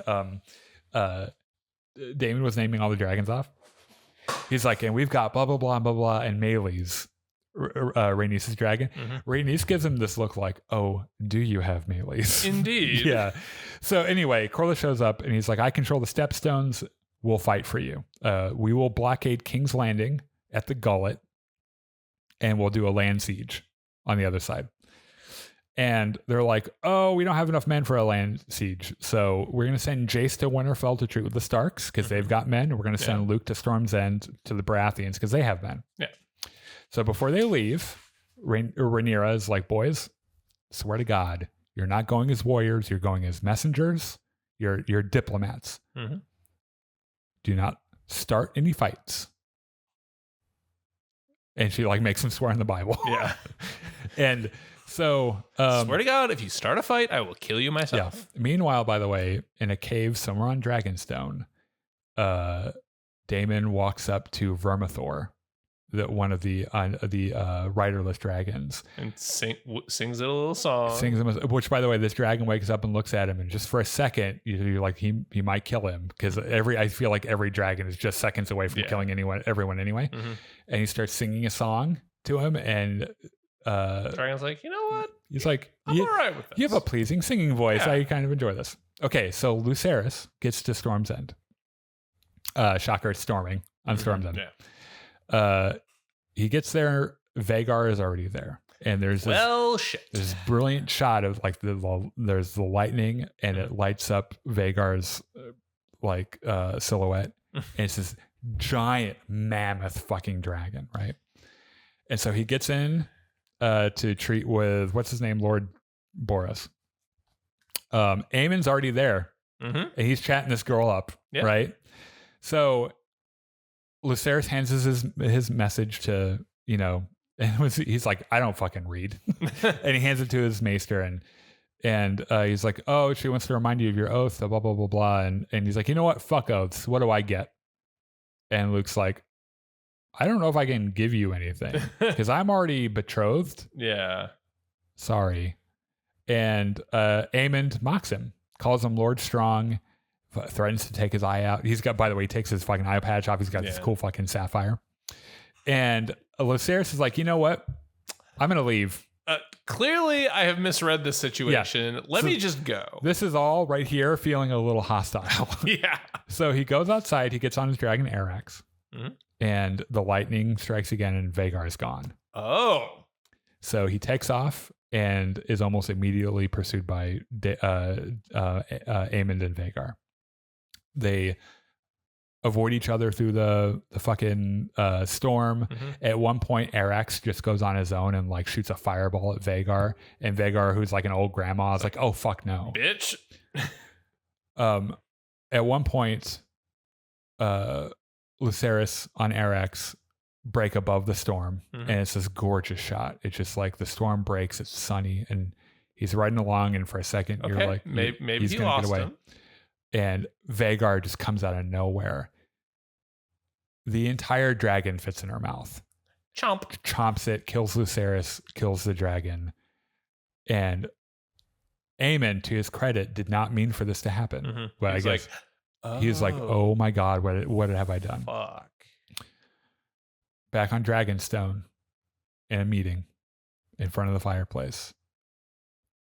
No dialogue, just music. You see Rhaenyra get the news, and she turns to the camera. Last shot of the show, turns to the camera and you can tell the look on her face is, then I choose violence. And that's how the whole thing fucking ends. Mm-hmm. So that was almost 3 hours. I know. And look, I know I missed some stuff. Have fun editing all that, by the way. Well, Holy shit. I'm gonna edit out the parts where you had to Google search for right, images. Yeah. There are things that I left out on purpose. Mm-hmm. There are things that I left out because I was trying to get things moving. If there's something really important I left out, put it in the comments, and I'll probably be like, oh yeah. If you actually managed to watch all this. Which, by the way, thank you. If you made it this far, thank you so much. When this show comes out, we will be doing after shows. We'll be talking about every fucking detail along with Star Wars Acolyte. And then when The Boys comes out, we'll be doing that. It's going to be a very exciting month of TV next month. So make sure to join us for those. If you're here because of Game of Thrones, we ordinarily do Star Wars stuff, but we also like other stuff too. So please feel at home. Make sure you subscribe, do all that other stuff, and we will see you later. Bye.